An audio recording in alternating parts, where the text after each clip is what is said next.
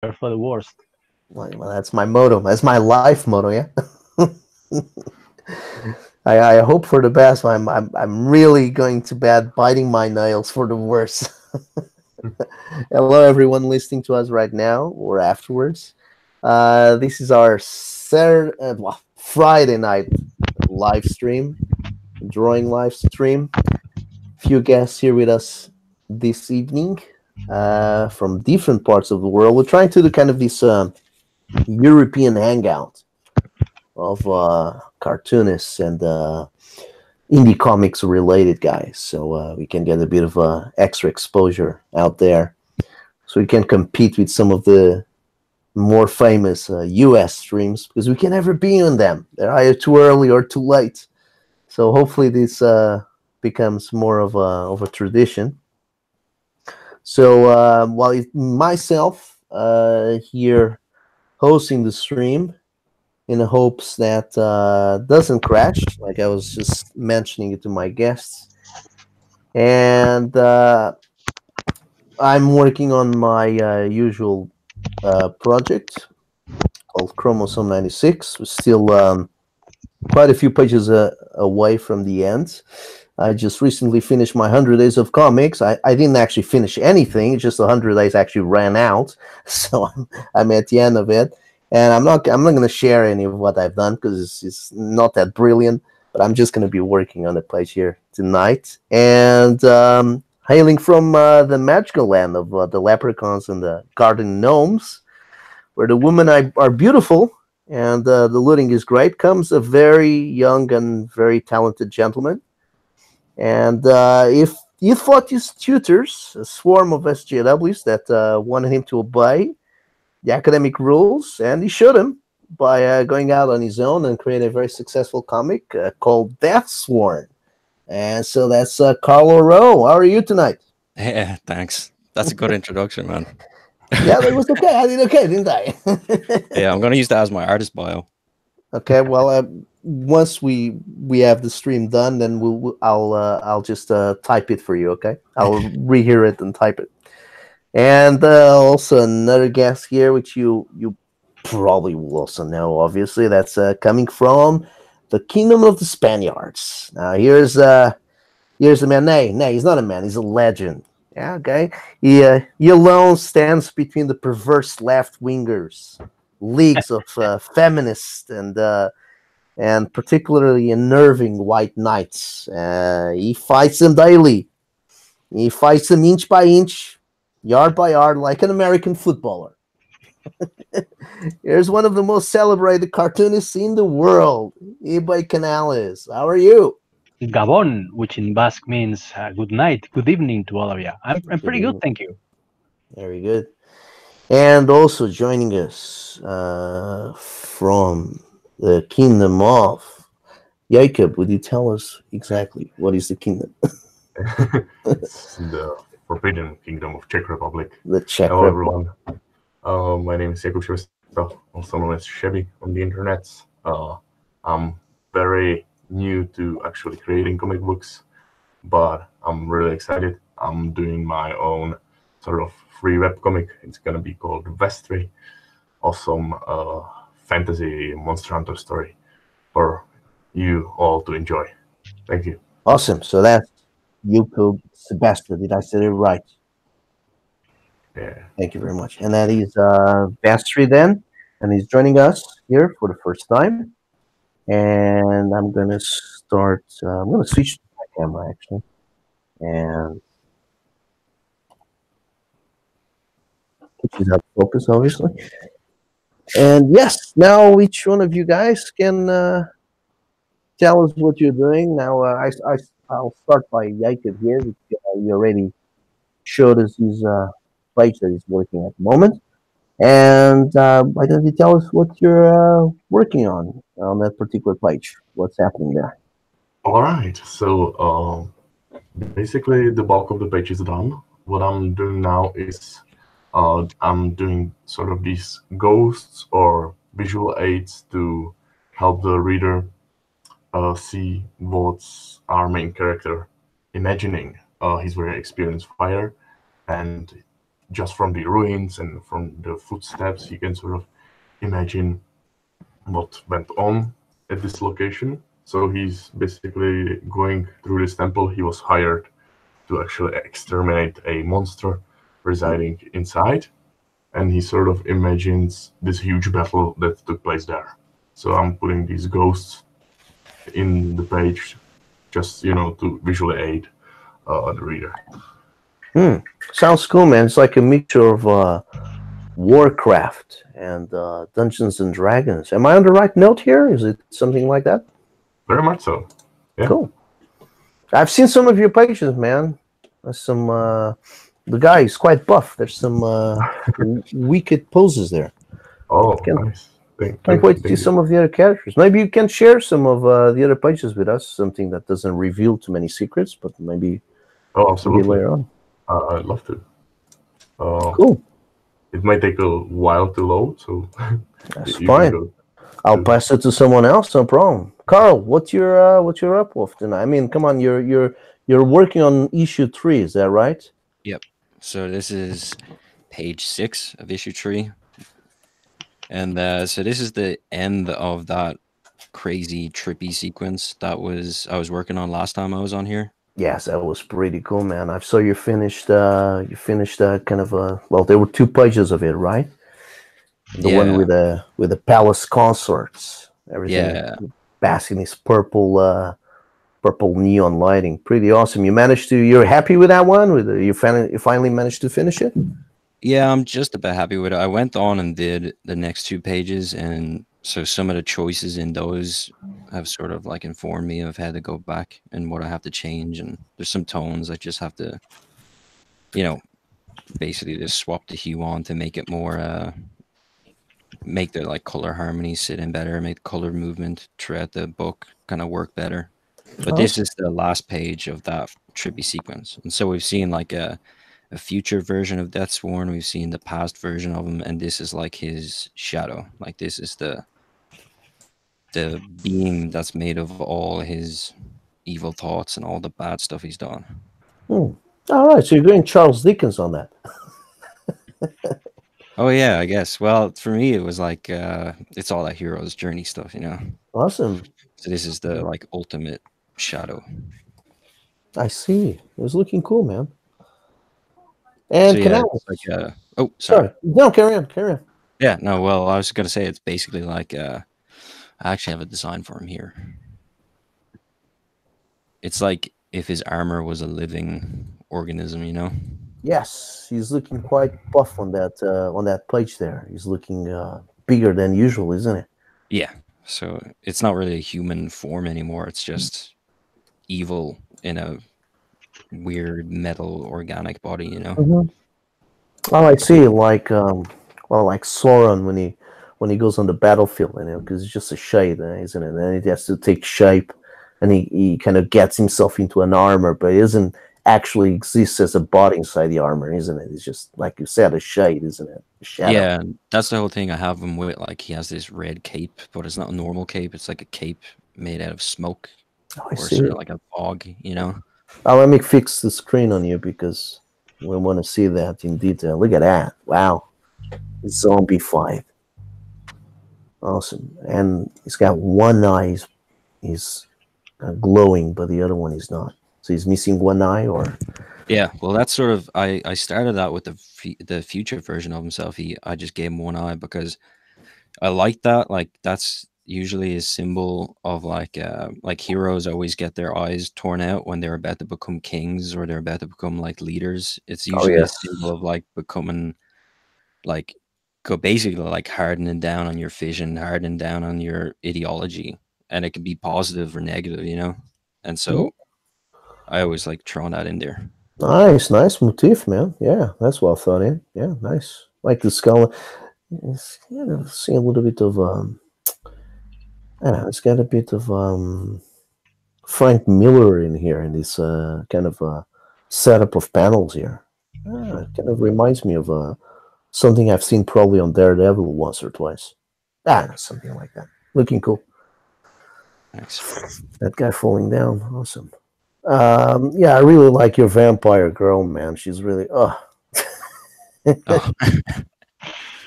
Yeah, everyone likes her. Yeah, you need to tell me which bar she hangs out in. let me go to E-Boy, because E-Boy obviously, he had the date with Rand Famous. He didn't went on it, so he can't be here. So let's see what the man is doing. By the way, Canales, Do tell. I want to ask you, did I hear this correctly? Or I read correctly? I'm not sure. What's happening with your with your next Richard Meyer project? Is that being canceled, or what's happening there? Oh, we did have a project back in September called Flashbang, Mm-hmm. which is kind of I want to say a Kick-Ass type of realistic superhero. It was like a cross between Kick-Ass and House MD, because it was the story of a vigilante who had to resort to more subtle, to more intellectual techniques, because he has so many injuries that he can't be just Batman anymore. He has to be, he has to train a younger guy and all that. And it looked really cool. I really liked my art on it, if I can say so myself. But Richard pulled the plug because he realized he will have to keep it going, because it was an ongoing series, and he just wanted to make a one shot, self-content story like Ironsides. So he canceled the project. But Ironsides 2 is happening. All right, but why couldn't it be a one shot? Because the story had too many loose ends, and I agree with him on that. All right, okay. So you could only see the story. Right, okay. You cannot see the story compartmentalized. You wanted to expand on it, and he did not want to expand on it. And right now he couldn't afford it, because he had too much stuff on his hands. He had Ironsides and Jawbreakers, probably the lawsuit, of which nobody knows anything, but I'm sure it's still going on. So yeah, he thought that it was convenient. It was for the better to pull the plug on that. All right. Well, do you want to tell us something about Ironsides 2, where you're taking that? So far I can't say much. Richard doesn't want me to spoil anything. I think he will take on promotion duties, which is fine by me, because I'm not the best promotioneer ever. I just want to draw and insult people on social media. Yeah, amazing. That's enough. That's what I like to do. But yeah, but I can tell you about my other two projects, because that's correct. You heard it right, folks. I'm drawing 3 comics at the same time. So yeah, so I kind of presume. So I know you're doing something with Michael Derrick. Yep. Mm-hmm. And that's do you remind yourself of that Richard Corbin segment, which Bernie Wrightson also had a hand in it? Yes. It's completely. Yeah. I totally had that in mind while drawing that comic, the Abductables. Yeah, well, it's a strip, isn't it? I forget the name of the guy. He's got the little robot that floats around. Yeah. It's this guy who becomes a huge hulking beast during a trip space station. Yeah, that's the most famous segment, which is part of the Heavy Metal movie. So yeah, and your guy on that, the Abductables, is that right? Abductables. Yeah, that is correct. Abductable is not singular; is plural, right? There's several of them. Maybe since I'm here and you can see my whole screen, because that was the only way I had to share my Photoshop with you. I hope you guys won't see my kind of diversified phone collection. But yeah, no, I'm gonna show you some stuff. Please let me know if you can. Yeah, in the meanwhile, Jacob, you're okay with your technical side there? Maybe you need any help with the link or something? I'm joining from my phone since my computer runs potatoes rose up in me. All right, okay. Well, plug yourself in. Do whatever you can. Oh, here you go. There's so Canales is sharing here. He's one of his upcoming books is a project he's going to be launching. Are you guys going to go to Indiegogo as well? I would presume so, yeah? Yeah, courtesy of Jean-Luc Méziel, who's a great guy who's working his ass off to promote the varied comic skate projects. Hmm. And this is something you've done with another chap called Michael Derrick. He's written this, and you're doing the art. Yeah. And this is a one-off, or is supposed to be like a series? No, it's a one shot. It was originally going to be 48 pager, but apparently I put so much gore into it that we had to expand it to 52. So well, how many were they supposed to be? 48. Yeah, 48 pages. 48. So you got 4 extra pages of gore. Awesome. Yeah, Just brutal gore. carnage. Ripping guts and squashing heads. Nice. Just blood and guts everywhere. Hey, listen, and this thing you got on your screen, this is something else you've spoken Yes, about this is before. this is the other comic I'm working on, which I'm currently finishing. I'm actually currently finishing 2 of the 3 projects that I'm working on, and Mhm. hopefully I will have them all. Sorry, both of them finished tonight. Really? Yeah, You mean yeah, both the abductables and this one? yeah. The Abductables and this one, which is called Necromancer Tombstone Blues, written by Jacob Morris. Right. Okay. So yeah, I wasn't sure if this was something, if this was your own project, or if it was in partnership with someone else. Awesome. Not yet, not yet. I still haven't pitched anything, any of my creator projects. So maybe at some point in the future I'll be able to do so. Well, you still got your own your own web comic. Yeah, Decimators is still going. Simulators. Yes, that's right. We were talking about it the other time. So you're doing all the grayscaling on this as well, isn't it? Yeah, that's what I like to do. I'm a real dots, as you can see. Yeah. Okay. Very good. Right. So this is coming out on Indiegogo as well. Yeah, and, both of these projects should come out pretty much at the same time, which I think will make me the only comic skate artist to have 2 projects come out at the same time, something like that. Correct? When is this coming out? In the summer? No, this is coming up next month. Oh, so that's it. So you're Yeah. ready, and that's it. You go straight in. All right. Cool. Yeah, this is newly done. I'm finishing both the last pages in this one and both the Abductables in Tombstone Blues. So Mhm. yeah, look for them. Look them up. Absolutely. This upcoming March. Yep. Well, I'm sure you'll be quite successful with both of these projects, both you and the creators. But obviously, you guys went ahead straight into production, so you're not even waiting for any funds. The guys were obviously quite happy to go ahead with you actually doing the art, and now they'll do the campaign. So, but that's good. At least you got. I presume you got paid in advance. Yeah, that's how I like to work. It's everything. It's negotiable though. If I like the script, I can agree to draw it just for a percentage of the Indiegogo funds. Mhm. All right.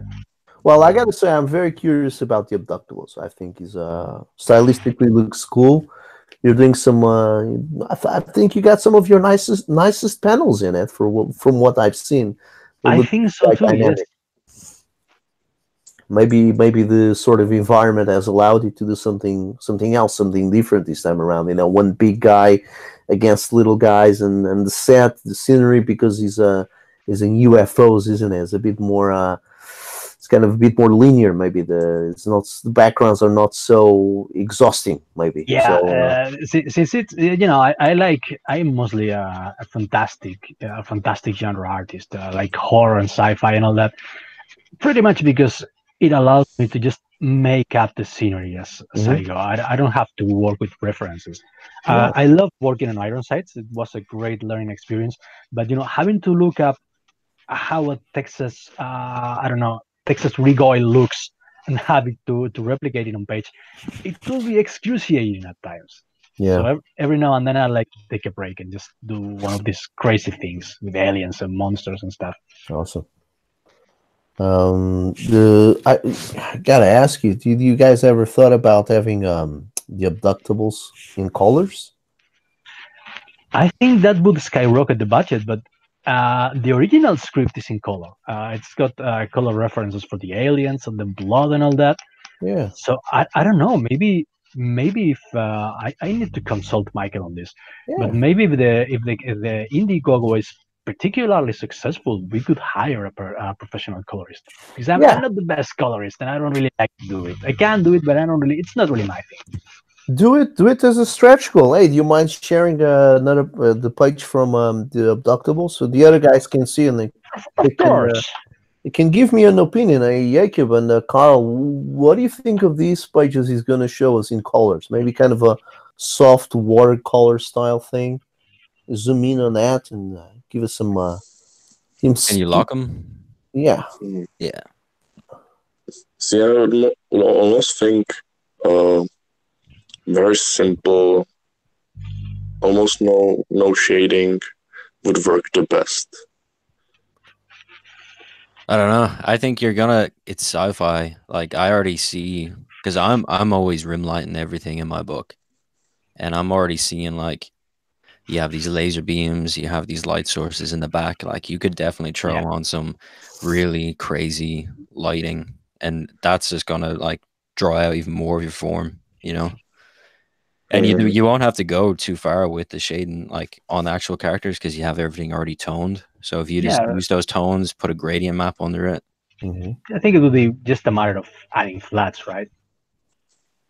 Something like that. Nothing too complicated. Give us another page, like the one he wakes up on the table. Yeah, I think that's a fan favorite. Because it's like looks like he's a full bleed, and the guy looks really big. Come on, load. Just want to see how Come on, that computer. This is embarrassing. Okay. You gotta have a word with Can that. you have a quiet second for lost 2 hours of work after we start my PC? There we go. Yeah, zoom in on that. No, no, that wasn't the zoom. Go up there. That's it. That's the one. There you go. Blow it up. There you go. Yeah, I could see this in colors really easy. Yeah. This looks sweet. What do you think, Carl? You can see the light source coming there from that's immediately what I see. Yeah. I'm always thinking about that, because that was one of the things when I was doing Deathstorm people picked up on, when they start saying like your rim lighting, and then I was like, oh, I'm just gonna make this sort of my trademark in coloring, you know. So I'm already like picking up the light sources, what you could do. You have those little tools, put some little sparkles and lens flares on them. Absolutely. Yeah, that would look sweet in color. Yeah, that's what I'm thinking. You could definitely do a nice little a stretch goal here.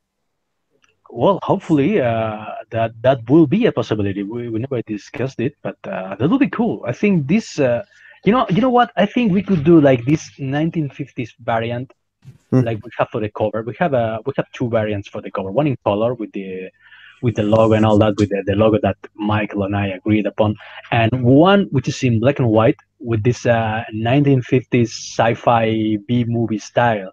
Which would be also stretch goal, you know, a variant color for the novel. So I think we could do like this 1950s variant black and white comic, and then the color version. That would be pretty cool.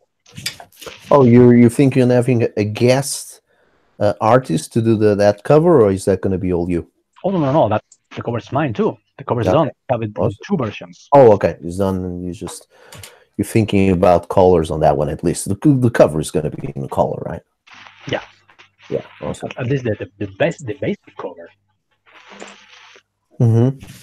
Well, you know, you could still do like a version in black and white, like you have here, and you could do another version in color. So, as a stretch goal, the color version, but you can do both of them. You know, have both of them on offer. It's just a bit more work on the actual printing and the shipping. But you know, if Michael can make that work on his side, then you could have both of them in print at the same time, running concurrent, you know? A man can dream. Let's see. First, we have to see if we're successful. People say that we will be. I hope so. Then we'll talk about the stretch goals. Well, you're going to be asking $200,000, isn't it? Well, that's not too crazy, is it? Around there, isn't it? It's nothing. It's peanuts. I've seen things funding for more than that. Oh, Three if times he's, if he has made $1 million, if he can, so can I. more. Exactly. I'm Let me prettier start than you. sharing Yes, it. that's a fact. Hey, Jacob, you're gonna have colors on your book, I presume, yeah? Uh, Honestly, yeah. I'm just now, making some cash to pay up for the colorist, and we'll be looking forward to some colors. You got any pages with colors already, by any chance? I have one. I put up some money, and that one came out kind of nice looking, so I'm gonna show it to you. Yeah, go for Uh, it. Show us what you got there. yeah, it's still on my phone, so you'll have to wait just All a right. sec. Okay. Ah, I just lost like 3 hours of progress. That Really? pisses me off. Yeah, Crashed? my whole PC just crashed, and Oh man. this just sucks. This reminds me when I used to play PC games back in 1991 and 1992. I used to play Dune. Dune was my favorite game. Is for people that don't know what the first ever Dune video game is, which is based straight from the movie, but it actually takes a lot from the book as well. It's one of the greatest video games ever because it's part RPG, part strategy, and that's all a geek needed back in '92. Part RPG, part strategy. It's like similar to what the first Elder Scrolls games were, but Elder Scrolls games was really just based on Dungeons and Is that Dragons. the first game to be a real time strategy? The one in which all the others were based on. Well, I think the other one, I think what you're thinking is the games that were based on Dune 2, so the immediate sequel to the first one. The first one really is an RPG. It's a role-playing adventure. So it's like reads like a choose your path book. Like you go this way, you speak to that guy, you go that way, you speak to another guy. Inadvertently, you have to do everything anyway. There is no side missions. There's just one main mission. It's just you can do it in a different order. But the strategy element is really, really fun. And the crazy thing is that game was notorious, and these games were used to come in diskettes, right? The floppy disks, yeah. Yeah. And that game, which was developed by Cryo, which was is a French Canadian studio, I think, or Franco-Belgium, I'm not sure, and distributed by Virgin, actually, Richard Branson's company, Virgin. I think it was the first video game they distributed.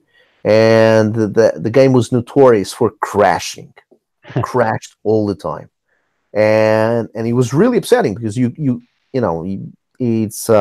got to conquer a lot of the Arconan castles, the Arconan forts, and all that crap, right? And it takes a lot of work because you got to round up troops, you got to give them the right weapons, which is the weirding models, that thing that blows up things with sound, yeah. So all that stuff, all the gadgets from the Dune universe, yeah. And after all that work, like you get really into it, right? You completely lose the notion of time. I mean, I used to play that crap literally for 8 to 10 hours straight, sessions of 8 to 10 hours. And the game is huge. It takes like 5 days to finish if you don't sleep at all. It's a full 5 days. So you easily waste 1, 2, or 3 hours without saving the game, and then suddenly the thing crashes. It usually used to take less than 3 hours. It usually used to crash at an hour and a half or 2 hours maximum, and you like completely pissed off. Oh man, I forgot to save, and here we go. I gotta do all this crap again and take that part of the desert and do something else there. And so you constantly had to save the game. So once you learn that, once you have the experience of the Dune video game and constantly having to save, you kind of become paranoid for all future dealings with computers. You would have learned to save your work constantly because you know that anything can happen at any moment. I just had it happening just a couple of years ago. I had a Toshiba laptop. Those motherfuckers heat up like there's no tomorrow. Exactly. That's exactly what happened. He heated up within 48 hours of buying it. it burned down. The actual hard drive burned down. I called these guys. Said, "What is this piece of junk?" I mean, I didn't even know Toshiba did laptops. I bought it because it was the cheapest thing there and it looked cool. So I called these guys. I'm saying, I called Toshiba, right? I say, guys, I bought this. What is this? And the guys, well, if you try this, yeah. Well, try this. No, doesn't work. Well, I'm sorry, your hard drive is burned. What the heck? What the hell are you guys doing? Yeah, I mean, Toshiba. Yeah, I had the same problem. I bought a Toshiba. I think the previous computer to this one, which this one is also kind of shit because the keyboard does whatever it wants, whenever it wants, and it basically overheated with anything. I could play Tetris on it, with an emulator, and it would overheat and shut down all the freaking time. It was the most annoying shit ever. Exactly. It's not a problem with what you're doing with it. It's just a problem that it's badly manufactured. There's no product controlling certain things. Yeah, it's apparently a thing with Toshiba laptops. They apparently have that problem. Well, I learned my lesson. I never bought it before. I'm definitely not buying it again. People complain a lot about it. HP. I'm actually quite happy with HP. This is the second one I have. Previously, I had this Pavilion series they have. This is also Pavilion, but they don't actually label Pavilion anymore. The last one, they still had a problem with the heating. They had a problem with the fans cooling down the machine. It was too bulky, so there was a lot of components there that they still couldn't miniaturize properly. But this one now, I think it's pretty good. But I've seen a lot of videos on YouTube where people actually go to the extreme of grabbing an HP laptop, putting it on the driveway, and driving their SUVs over. Okay, here we go, HP. This is what I think. That's all the bastard deserves. Yeah, only Texans can do that, isn't it, Canals? They got enough money for that crap. Well, they actually tend to shoot their laptops too, right? Oh yeah, they do that as well. Yeah, I haven't seen one of those yet, but I'm pretty sure they do. I know it happens. I know for a fact that it happens.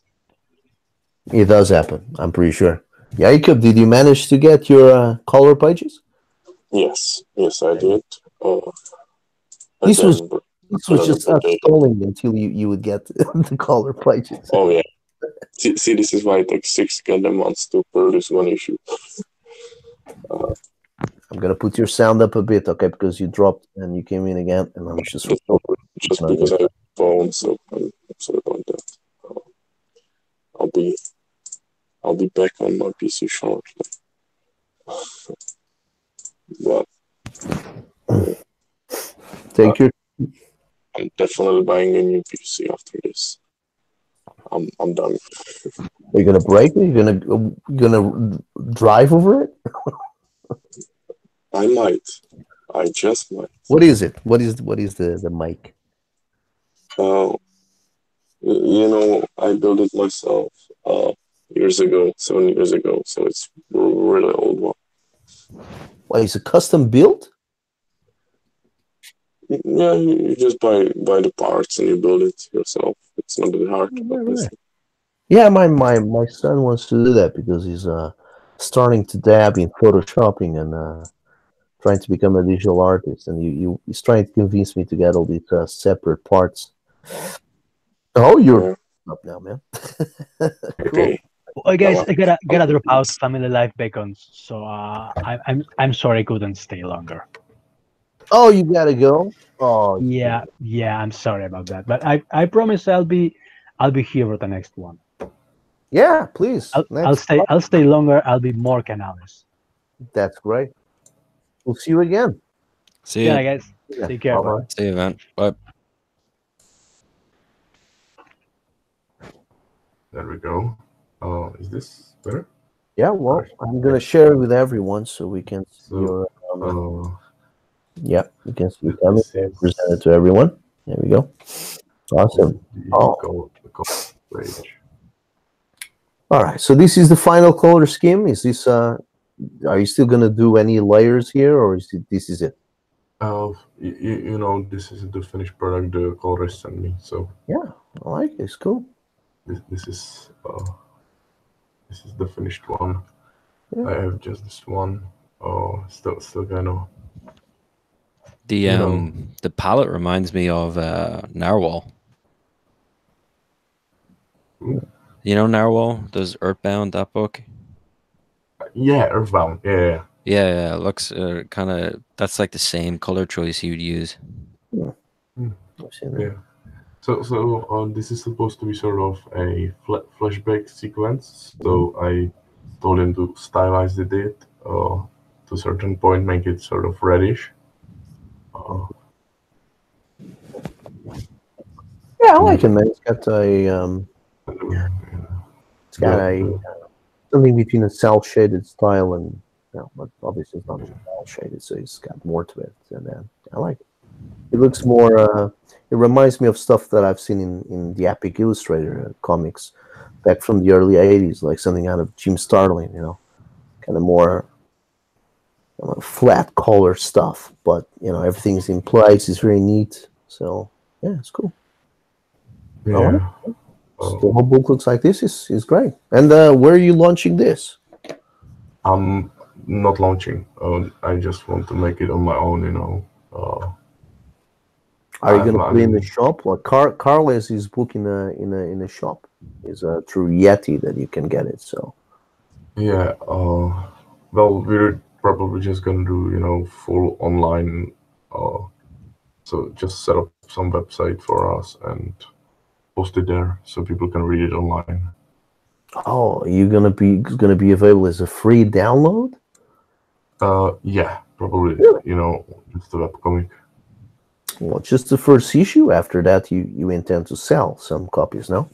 Oh, that's the plan. We'll see how it goes. I'm really inexperienced with this whole thing, so Right. I think it would be kind of arrogant from me to ask money for my first, ever produced story. Well, I mean, look, all these guys on Indiegogo right now, they came out of the woodworks, man.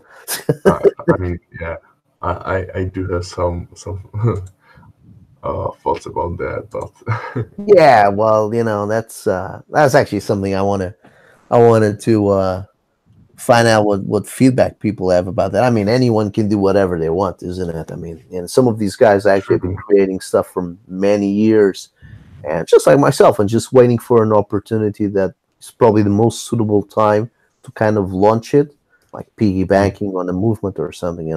But some of the other guys are just some of them might have some storytelling ideas, but they just realized it was a great thing to do a comic, and there you go. Now everybody's doing a comic. Your brother, the sister, the uncle. I mean, you see the success what Cyberfrog had, and you say, okay, I can make a quick buck from this, Yes, and that's how it goes. it's just becoming quickly. The whole thing becomes saturated, and then nobody can make a buck because and Exactly.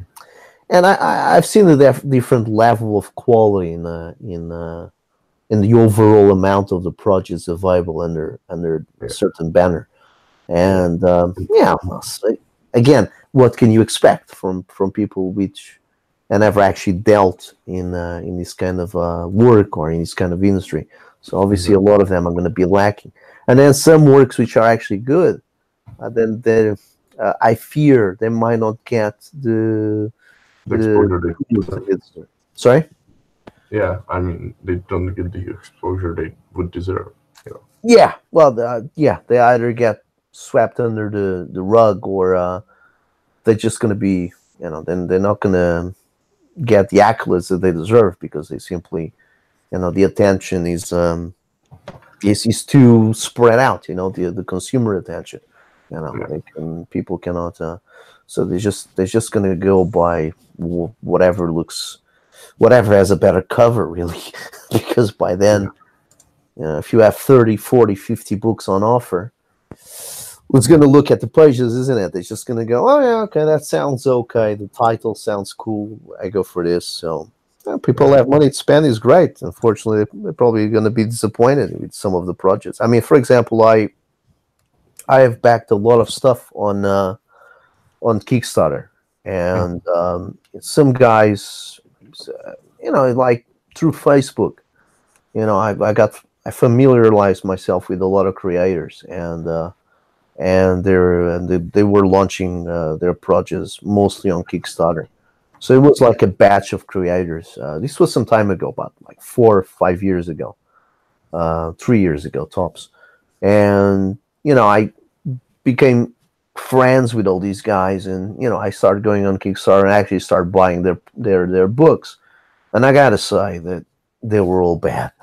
So, apart from one of them, I'm being completely fair. When I say bad, I mean that I always give a chance to everyone. I mean, guy in the corner sleeping in the street rough doing a comic, I give him a chance. So, I mean, the guy that comes out with a full color comic, 22 pages, this guy put a work in it. Doesn't matter who he is and who he done it with, deserves a chance. But to be honest, when I say they're bad, means that, in terms of story and consistency, there was none. I mean, it was like from beginning to end. I just out of my head, I remember one that was like a female Thor version, story in that style.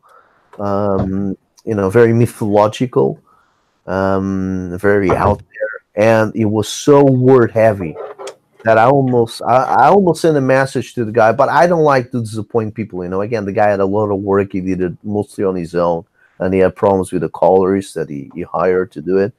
And I said, almost wanted to say to the guy, "You're better off writing a book and doing illustrations next to the prose page, So you have Sure. a page with prose, and then you have a page which is an illustration, and so on and so forth. Then to do this, because I mean, this is so heavy in prose, man. It's too much. I mean, you need edit here, man. You need." And another one was like, again, one that I'm thinking on just top of my head. There's so many. I got a pile of books here of stuff that I sponsored on Kickstarter. And another one is like this guy, good intentions as well. Hire a nice artist, a girl. She's actually a good artist, but she's great as a college kind of level artist, Mhm. Is not a sequential narrative artist. So the pages did not make any sense. You had like these weird POVs from a very weird place, and you focusing on a couple of characters that come in, come out, and you never see them again. And who are these people? On page 3, let's say, and then the both of them, the writer, the creator, and the artist, try to create this action sequence, a heavy car chase action sequence, but it was so badly structured, so poorly structured that I'm like, don't do this, man. I'm thinking, if you cannot do this, don't do it, because it just doesn't not add up. The car is like on the left on one panel and on the right on the other one. The whole thing didn't add up. And Yeah. these guys, good for them. But they were making a living on Kickstarter, like just by being popular on Facebook, basically, just by having a bit of a following, right? Obviously, to use that by all means, right, on your crowdfunding. But really was just that following that allowed these guys to fund books at 5K and 4K and 6K. They were not asking for much, obviously, but honestly, it was brutal, man. I mean, it was brutal. I sponsored those books quite happily. I support any of these guys, but the books come on. Oh my God, they were just atrocious. There was talent there, but it was all over the place. I mean, it's like clearly the guys writing the stories had no idea, right? And a couple of these books were saved by the bell on the art department because they had hired artists. Very, very similar to what is happening now on Indiegogo, right? So you got a batch of guys just coming out of nowhere. They don't really know how to write sequential storytelling, or they're very rough at it. You really need to polish that. Or their wording is very heavy as well. No editing. And again, on the art department, they were safe just by the thread, But because the stories didn't add up, didn't matter. They could have Frank Miller drawing the pages. If they made no sense, there was no point.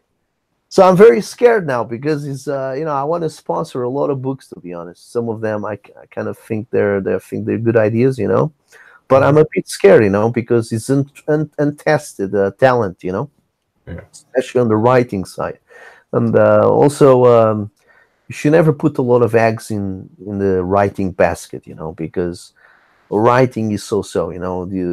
Again, you can have bad writing and have a good book with kick-ass art. That's my belief. I can excuse bad writing. Bad writing meaning that the words are going to be, they're not going to read well. Yeah. The dialogue is going to be very rough.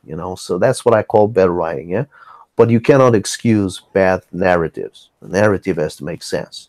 That's what I'm saying. A lot of people have good ideas for narratives, and they can't construct 22 or 40 pages or 60 pages of a good sequential narrative, but they cannot write dialogue, for example. Mhm. So I can't excuse that. I can excuse the guy that is not a Tarantino, right? Not everybody can be a Tarantino. It's only one of that one.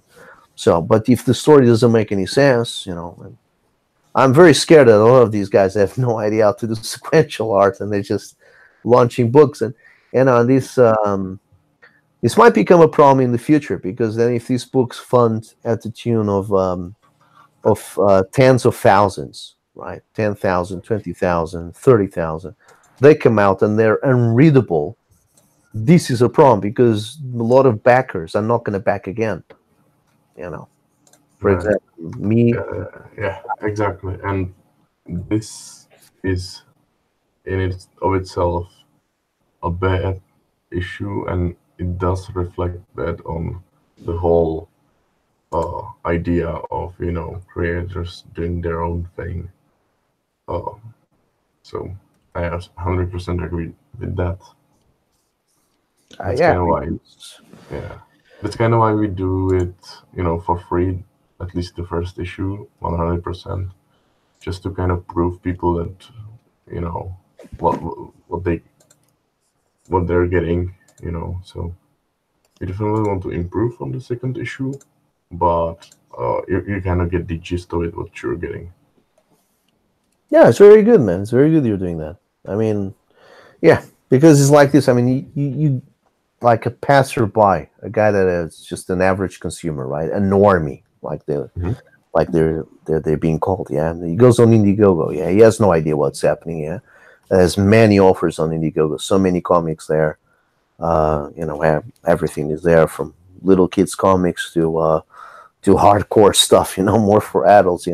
And you go there, you have no idea. But there's gonna, but if a particular consumer or a particular batch of consumers starts buying books from a particular batch, or without knowing that he's part of a particular batch, and then start receiving this stuff in their hands, and 60-70% of them are not very good at all.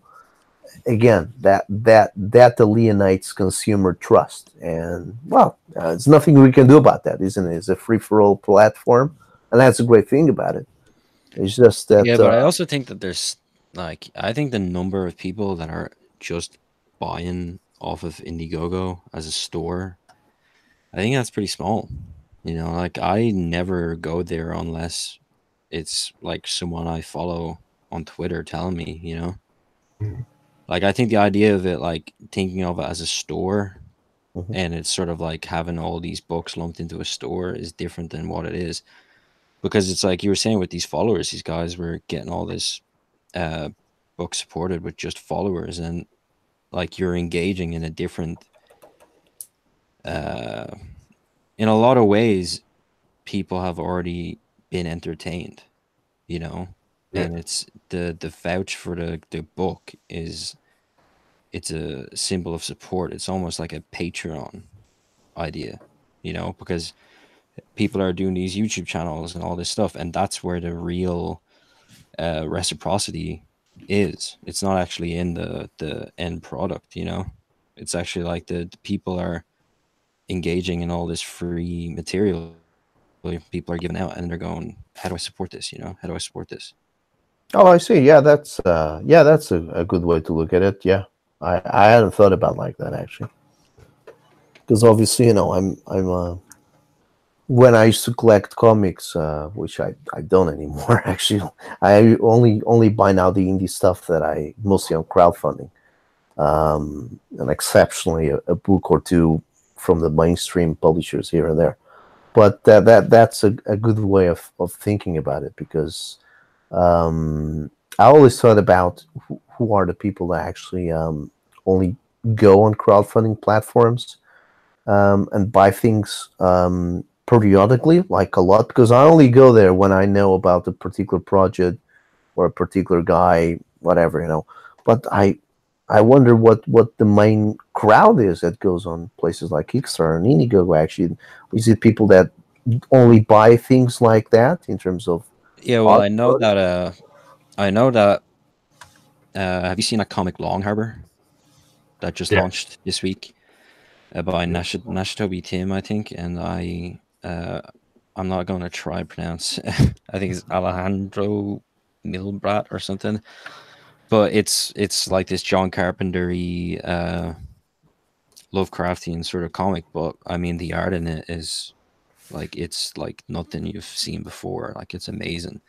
And they had when I saw like their goal, I was like, oh wow, that's actually like, that's pretty dear, But they met it like, well, I know they're not. I think they're like 75%, but they made it super quick. And what happened was Indiegogo put them on the homepage, because Right. like whoever's running Indiegogo was like, we like this product, like we want this to really, it looks professional, and we want this to go. And apparently, like, they got 12% of sales. I think they released the figure. It was 12% or 25% of sales just from the Indiegogo homepage. Yeah, they do that sometimes. Yeah, they select a couple of projects and they put them like on the front. And that's like I guess that's a pretty big deal for them to do, because they're actually taking a gamble on these guys, and like taking a gamble that they are going to fulfill it. They are going to, Yeah, they're gonna come out. because not everybody does that,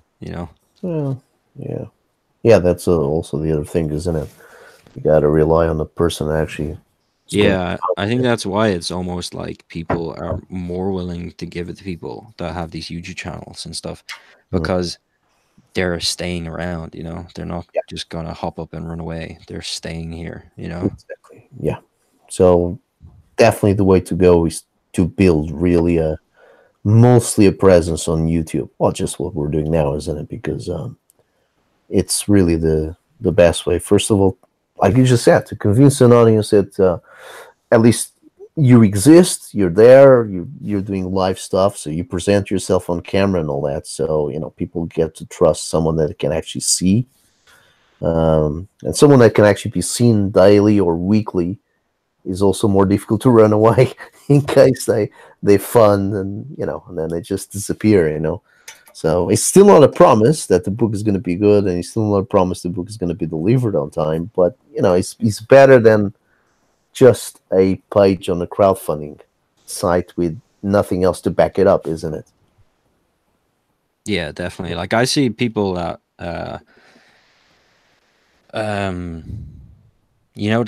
hero guys, Mutman and Matrodan, those guys. Yeah, I had them on like my show. yeah, they're great, and they had that book, but I only heard about them when they launched, Yep. And I was like, I kind of just thought to myself, like, well, that's a bad idea, like, hang out around and get yourself like in with people and let people know what your book is, and then do it, I actually had seen some of their pages before. I can't remember where they had shared them, but I had seen them before. And that's the reason why I had them on my show, because I actually wanted to have them earlier than that. But, I actually waited until they launched the book, because I realized there's no point in doing showcases, streams, if nothing is launched. Because, I can invite guys on for them to talk about the books and the projects and all that. But I'm just not going to get any views from that, simply because these guys, like you just said, they're not being followed anywhere, So, I'm quite happy to have a guy that, has made a huge book, but he's just sitting on his drawer. No problem at all. But the thing is that in the end of the day, nobody's going to see the stream, so the guy doesn't get any exposure. So there's no point. But these guys, yeah, they had a fun book. You see, I think the book is fun. It's quite indie. That's what I like about it. I like that sort of stuff. I like stuff that looks homemade, but homemade in a good way. You know, like it's like when you make a good cooking at home, you know, a good dish, and everybody wants to try it, you know, and you say, you know, this is proper homemade food, you know, homemade cooking. That's what I like. I like that in the book, you know. Yeah, Uh, they were showing off some of the colors. They got some new colors on the main story, and it's like this really cool. I think it's the guy that's doing the Lone Wolf book, all right. but it's like this really cool watercolor, but real vibrant, you know, and it doesn't have that sort of it's digital watercolor, you know, so it Yes. doesn't have the sort of transparency, but it has all the texture All and right. all the color of digital, you know. I haven't seen those yet. I've seen a couple of their color pages, but Yeah, they they had didn't look colors like for that. the the free issue zero, but this was for like the main story. Awesome. I'm gonna have to have a look into that then. Yeah, but there you go. That's guys. You know, they didn't got funded. You see, they didn't got funding on their first go around. You know, again, I mean, it's probably lack of exposure, but I think the book looks good. Yeah, Looks but I think it was like yeah, it was like they kind of learned how to interact and hang out on the sort of Twitterverse and in the indie comic scene by trying to get the book out, you know? yep, And then it was like, no, no, you just needed that little bit before that, you know? yep. That's exactly what's happening there. Yeah, and but there's other projects, you know, like that. I had quite a few guys on here on this channel, and they didn't fund either. Well, so Sporkman. Yeah, Sporkman seems like I always liked the project. I mean, again, it's another project I'd seen it before, I'd heard about it before, and I had seen pages. I mean, these guys actually had already had the book in conventions, so that's why they were already out there. And they went on Indiegogo, and I was also surprised it didn't fund. It looks a bit more looks kind of a bit more art artisan kind of a book, but you know, if you actually look at it properly at the pages, there are actually some pretty solid pages there. And you know, the guys had a following already, like a little cult following, you know. And again, they didn't fund. They just couldn't pull the support they were hoping to get, and that's the thing that is a bit distressing because it's I don't know how it works because it seems to be a lot of these projects again complete unknowns behind them, yeah, but they seem to get a lot of back end support somehow, and then some other books which seems to be in the same vein and with the same quality or probably even better are not getting any steam. But if you go on to these creators pages, they all seem to be in the same kind of footing, you know. They all seem to, in terms of name recognition and brand recognition, they all seem to be at the same level, which is not much recognition at all. Like all of us, you know, they're not household names. So I just don't understand how some projects just completely explode, you know, and they just suddenly become.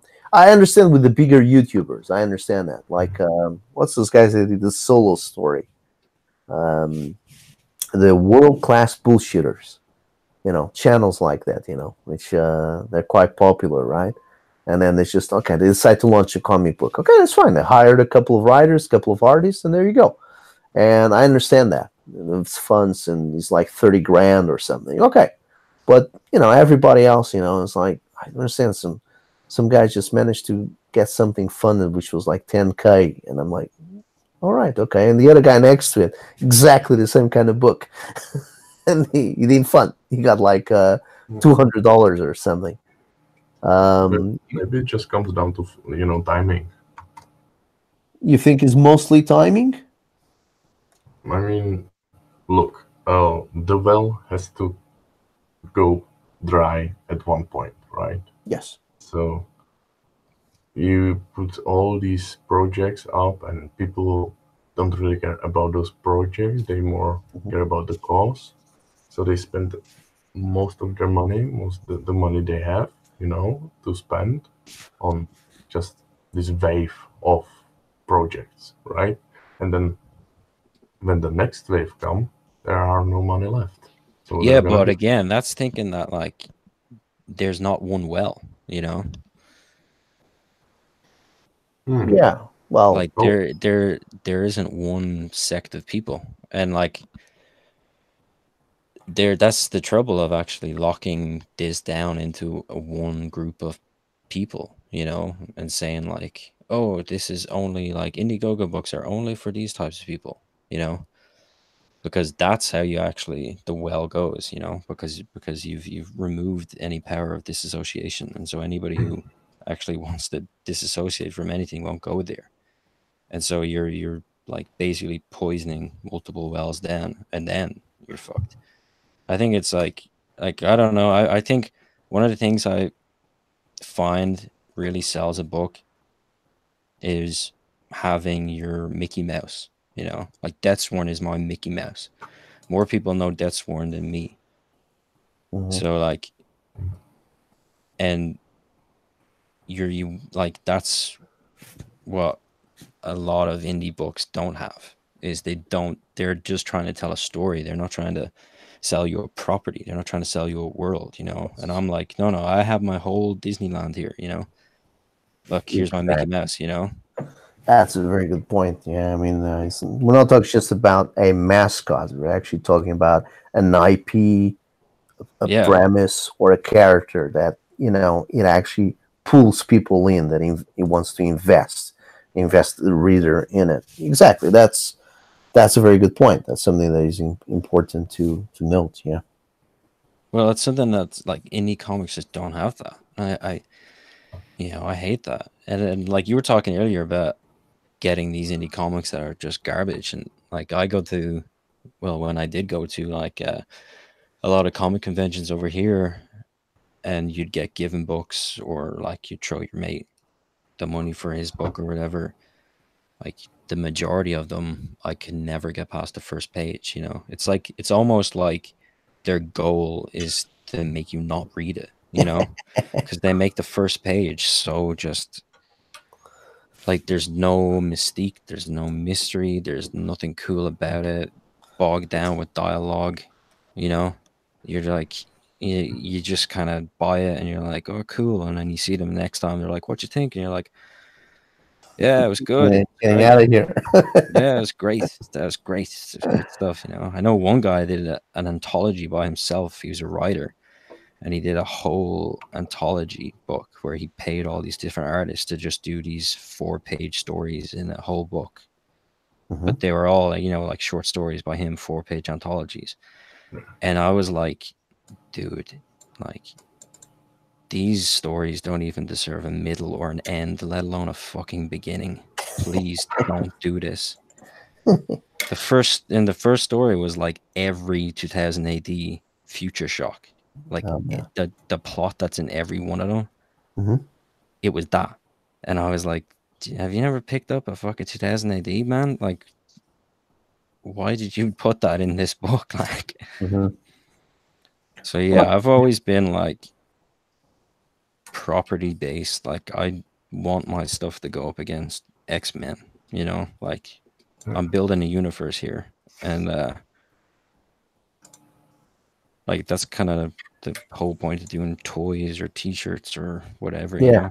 Well, exactly. Yeah. Well, that's the way you've dealt with your IP. Same way I deal with my IP. I want to do a cross media kind of thing.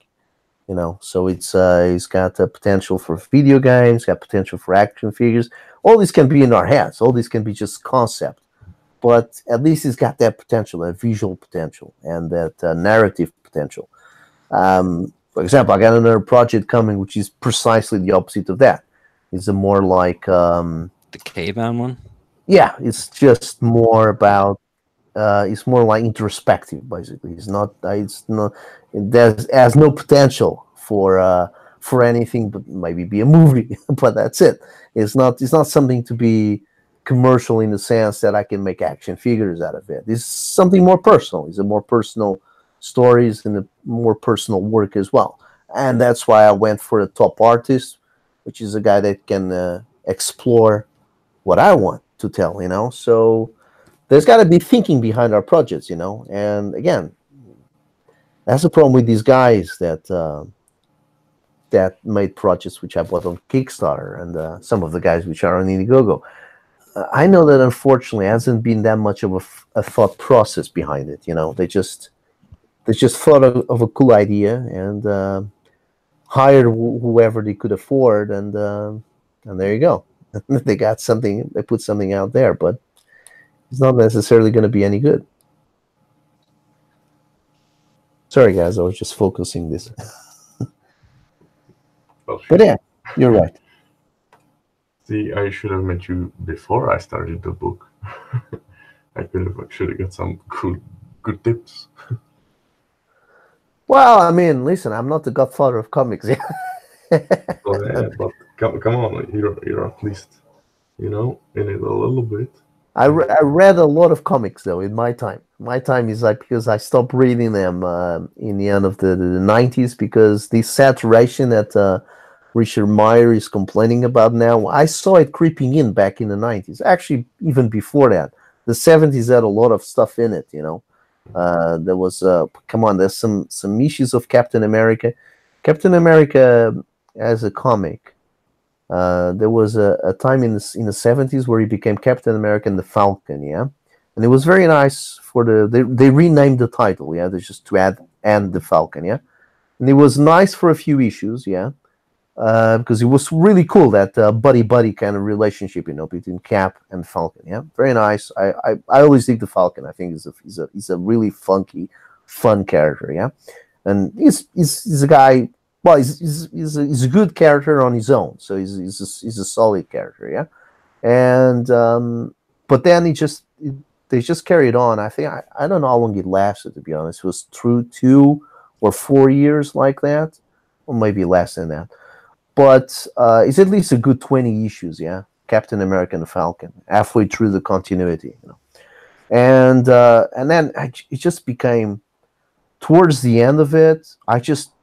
I almost have the entire collection of Captain Americas. I mean, I don't have the original ones from the 40s. I think it ran until issue 100, I think. I have 1 or 2, actually, but I don't have the whole series, yeah? And then when Stan Lee reintroduced it back in the 60s, in the late 60s, and start to run again from 101 onwards, yeah? I have most of them, to be honest. I don't have the first ones. I don't have the 100 and something. I have from maybe issue 200, I think, or a little bit before that. I can't remember. I can't remember when John Byrne was. Anyway, halfway through the 70s, I have most of them, right? And when he was Captain America and the Falcon, I gave up for a while. I couldn't. Most of it I got it as back issues, right? While I was too young at the time when they were coming out. But when I went back and I recollected the whole thing, I actually sold some of my copies. I couldn't stand them. They were so political oriented, not the way they are now. Proper politically oriented, you know. And it was very racially focused, you know, the ghetto this and the ghetto that, and you know, it was that vibe of the mid-70s, you know. Vietnam was coming to a close. New York, parts of New York were complete dumps. You know, crime was high, 74, 75, 76. You know, the mid of the 70s, yeah. There was some crisis. Drugs were starting to become really big, as like they were becoming a bad habit. It was no longer a kind of hobby for the hippies. It pervaded the streets, you know. Kids were doing drugs basically back. That's when drugs became popular and quite negative. It was when the hippies were having sex in Woodstock, mushrooms were fine. It was later on, like 10 years later, 6 years later after Woodstock, that's when it became a problem. And the comics were dealing with that. I mean, DC was dealing with that in the Green Arrow books, the Green Arrow and Green Lantern, with Neil Adams doing the art and most of the scripts. So and I gotta tell you, man, those issues, man, right there bang in the middle of Captain America and Falcon, and a little bit after that as well. I said to myself, listen, I got a big run here of the Captain America. This is almost an entire run, but I can't stand these issues. I'm gonna get rid of some of these, and I actually got rid of them. And nobody wanted to buy them. Nobody wants to buy that crap, second hand, third hand, whatever. Nobody's gonna buy it, and they're some of the worst issues, to be honest. So, and everything else after that is great. The 80s of the Captain America is very good, very good. With Mike Zack doing the art. Oh, is the guy that does Secret Wars, the original Secret Wars, and Mike Zack is great. He does these really big panels, and characters are really big. And they got these big masks, It's really good. And Captain America does really well. And Yeah, I love that. The Mike Zack Death Sworn Captain America crossover books. All It was right. like 2 issues. I think it was in Captain America. Wait a second, I have a trade right here. Well, you probably remember one of his most famous covers is Wolverine going at Cap and scratching his blades on the shield, and it makes these big sparks. That's a great cover. That's Mike Zack. So for anyone listening doesn't know who Mike Zack is, they will know that cover. Wolverine, and everything is dark, and all the light is coming. All the light is coming from the clash of Wolverine's claws against Cap. Wolverine has his back to us. Cap is facing the camera. That's a great cover. That's Mike Zack. And he did Shang-Chi as well, which, again, a great book from the 70s. Iron Fist was great as well. Even Luke Cage was great, but on their own, they couldn't stand up together, and that's why they came up with Heroes for Hire. But Shang-Chi is a great book, and Mike Zack did the best run. I think I have the entire run of that crap from issue 1 to 100. No, I passed 100 because Mike Zack was doing, I think he did 30 issues, something like that. So, those issues are all, you leak that paper, man. They're all good. All the Mike Zack issues, they're wonderful. He does the 100 issue. And then I can't remember if he stays on for a few more or he drops right after that. Oh, wonderful. He leaked that book, man. See, great books. So I stopped collecting back in the late 90s. I stopped collecting because Marvel and DC, I actually had stopped collecting completely mid-90s, I think, 95 or 96. And I carried on reluctantly buying some of the Image titles, especially Spawn. And I went over issue 100. Tom McFarlane released that. I think it was in 2000 or 2001 or maybe 99. I can't remember. And right after that, I just gave up. I mean, I still bought some other stuff like Danger Girl and the Battle Chasers because I like those guys. I like Scott Campbell and I like the guy from Battle Chasers. Joe Mad. Madureira, that's it. Which I'm desperately trying to find an artist that has Joe Mad lines from my other project. And I know the guys. I mean, I can hire Pedro Salgado, which is a kind of a student from Joe Mad, but he won't do it, man. I mean, he's working for the higher ups. He's working for the big dogs. I think he's at Disney. So he told me, yeah, maybe, maybe, yeah, right. he's never gonna take my call. So yeah, but I wanted a guy to do the art for my other book, one of those guys. So obviously Joe Mad is out of the question. Yeah, Joe Mad barely did his own books.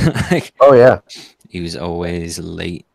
Yeah, well, better. Well, he was video games. Like he was way more into video games than comics. I think I saw an interview with him where he was like, "Yeah, I never got my Marvel work done because I was always playing like Final Fantasy or something." And that's why he went into games. He started doing those Darksiders, and I think now he only does games. Yeah. Well, I mean, that's the same thing with the other guys. Some of the other Brazilian artists, like Pedro Delgado. These guys, they're just doing like concept art for games and stuff like that. So it's really difficult. But through my colorist of my of one of my issues, I desperately trying to get the private contact of one of those guys, and I did manage. But again, they're not. It's not they're not interested. It's not that they don't want to help you out. It's just that the guys have too much on their plate, and what they have really serves them well. Doesn't They don't need anything else. So if they do something on the side, it's just for fun, really. Yeah, okay, I dig your little project. I help you out. Yeah, here's my fee: £500 a page. Yeah, $500 a page. Okay, thank you. That's the end of the conversation. So Yeah, I saw that. You know, Adi Granov, that artist.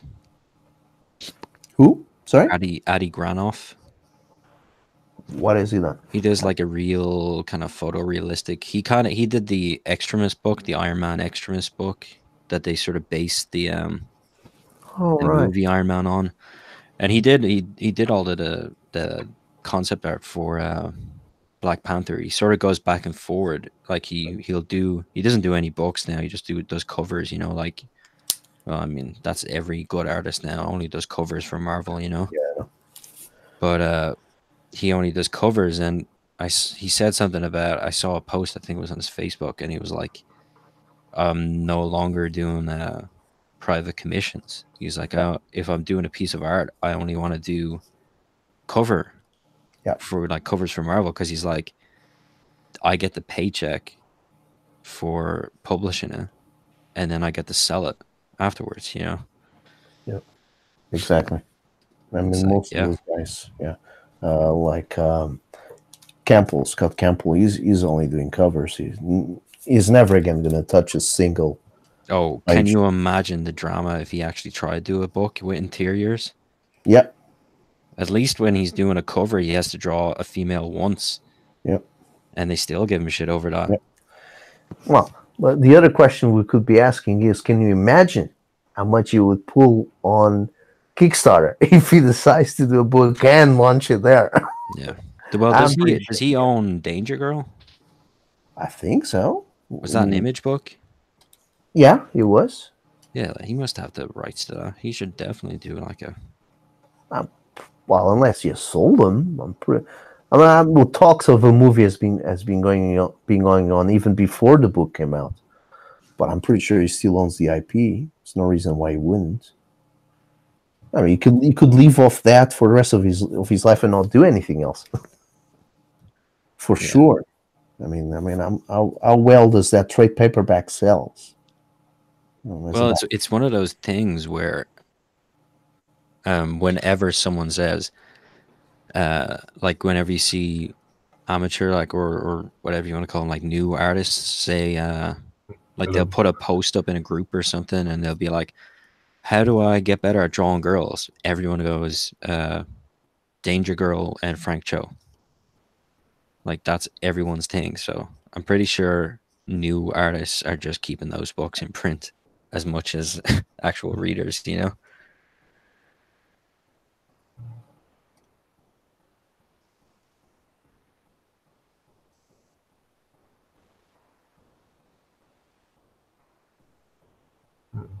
Are people frozen? I think Lewis is frozen. No. It might be. Dude, your art is so goddamn amazing. Oh, thanks. I'm trying to find a way to hide this guy's penis. Because he's naked. And the way I had his leg, it's like his junk would just be right out there. Maybe I'll just put a shadow. Put a little flower there. I'm going to do a shadow. So tell me, have you designed your brushes, right? Some of them, like when I'm penciling like this, I just use a whatever brush. Okay. Like sometimes I might do, and I'll use an actual like a pencil brush if I want to be really. I used to preserve my pencils. Like I used to like some of my pencils shown through, because I would ink them over red, and I would use a lot of like textures and overlays. So I used to keep some of my pencils in so they'd be faint, like in the colors and stuff. Oh, okay. And because I use gradient maps, it's like they would sort of blend in. It was weird. I only did it for a little while, and then I got rid of it because it was too...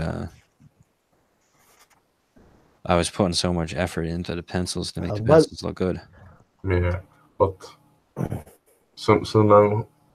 But my inker brush, like this is my the brush I mainly use for inking, and this is like completely custom. And that's that's it. Like up close, it's Yeah. almost like a hatching, like a tiny. No. Yeah, I see it. So how So long does? it's Yeah. not So for a sorry. big Yeah. like surface area. It's only for like up to about 6 points or 7 points. I'd use it. And it has this, like I remember I said on your thing about looking at the pressure map, or I call this the pressure map, whatever Yeah. this is here. And so I tend to keep it like this, but this sort of, usually it's all the way down here. I tend to keep it the move up God. This is how minimum it goes. Like this is how small you can make it. And so it takes the pressure off of it, because like when you're using a actual pen, like to draw, like there is a limit to it, like it doesn't matter how light you go with an actual like Yeah. No, whatever that they're makes called, sense. like a pigment or whatever they're called, those inking pens. There's only so far you can go with it, and so it kind of creates this more natural line. And then I have other versions of it that are like, this one gets that sort of quick Oh, yeah. line like that, and so I'll use that for some hatching stuff. Man. So how long does this take to develop? Oh, your brushes, I don't know. Sometimes you come up with a really good one on the spot, because I'll just think of, it's like it's like one day, like a certain way to program something will just click with you, and you'll be like, oh, if I use this certain number of settings and this certain number of stuff, I can come up with this cool way of doing it. So this is one I made, which is like a dry brush, like a really thick dry brush. I see. And there's a couple of, and it looks like crap if you just do it out there, you kind of have to blend it in with other blacks and stuff, but Yeah.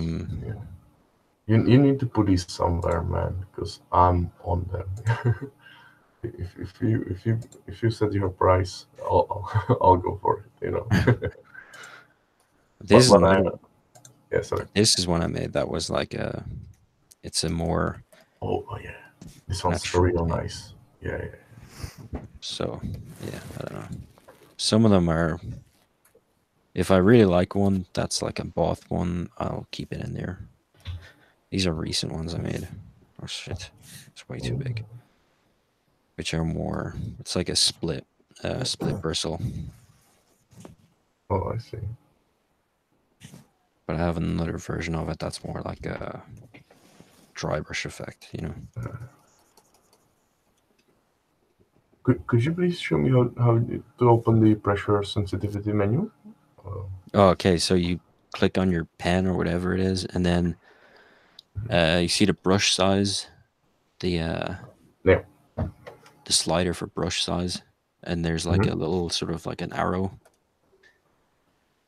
You click on that, and then that brings it up. Oh, I see. So you have tilt on yours, so Yeah. I don't have tilt on mine. I don't think I do. I'm just Well, I don't think I have it on my actual tablet. Like, I'm just gonna copy yours. Guys, I'm just gonna absent myself for 2 seconds, okay? I'll be right back.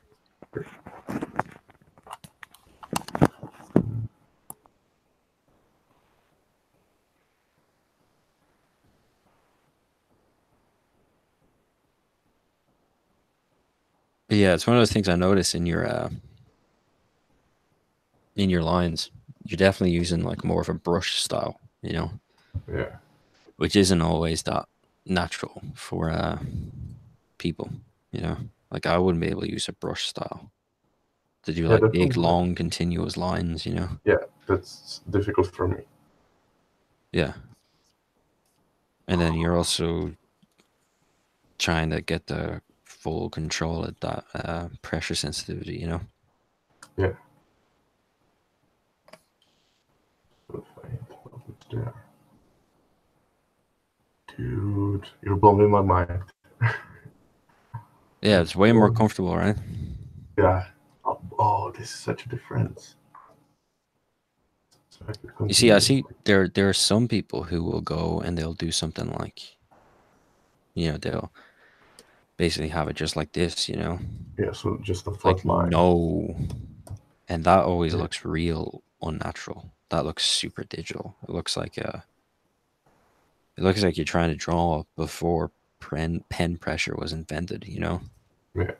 And you see, like, yeah, I don't know. Some people always do this stuff, which I hate. This kind of hatching where they'll hatch something like this, and then they'll go like that. Oh, yeah. I don't know what that is. But Salvador La Rocca is doing that a lot now, and he never did it before, but he's doing it now for some reason. And I'm like, why are you doing this, man? You're making me nervous. Your lines are making me nervous.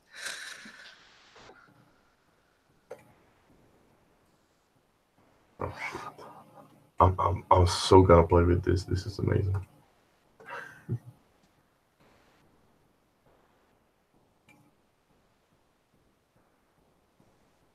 The original cheaper.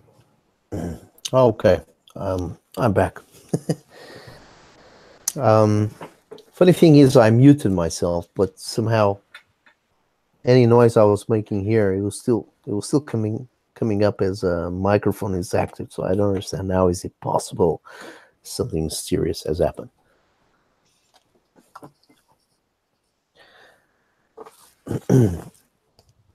So you guys are excited for Captain Marvel? Man, I haven't. Very much. You guys already have your tickets. I bet you have at least 2 dozens of tickets each, yeah? Yeah, I have it for the Charlton Comics Captain Marvel, not the Marvel comics. Was Captain Marvel Charlton? I'm sorry? Shazam, right? Captain Marvel, he was Charlton Comics, right? Before DC got him. Yeah, Yes. I'm excited Because- about that one as well. Yeah, well, what happened was that I actually wrote about comic book legal cases for college. All right. Nice. Yeah, it was. Yeah, any chance to do comics in college, I was like, let me do it. But I actually don't know if he was. I'm looking up now. But what happened was with Charlton, and I think Captain Marvel Charlton owned Captain Marvel. DC sued them because they were like, this is way too close to Superman, and DC actually lost. Mm-hmm. The court actually deemed that he wasn't too close to Superman, that he's actually completely different. Mm-hmm.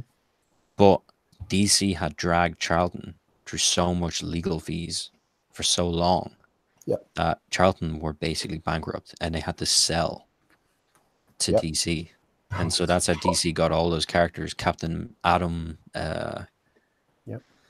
all the characters that the Watchmen were based on, Blue Beetle, Mm-hmm.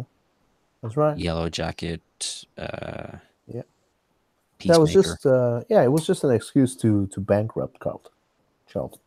It Yeah. was all bullshit. Because Captain Marvel actually, and again, this is heresy if I get this wrong, especially with all these DC guys. But I think, if I'm not mistaken, I think Captain Marvel was released. It predates Superman. It was released before Superman. No, I don't know. I don't think so. Superman was first superhero ever. Yeah. Well, apart from the Phantom. Well, that's what DC is going to tell you.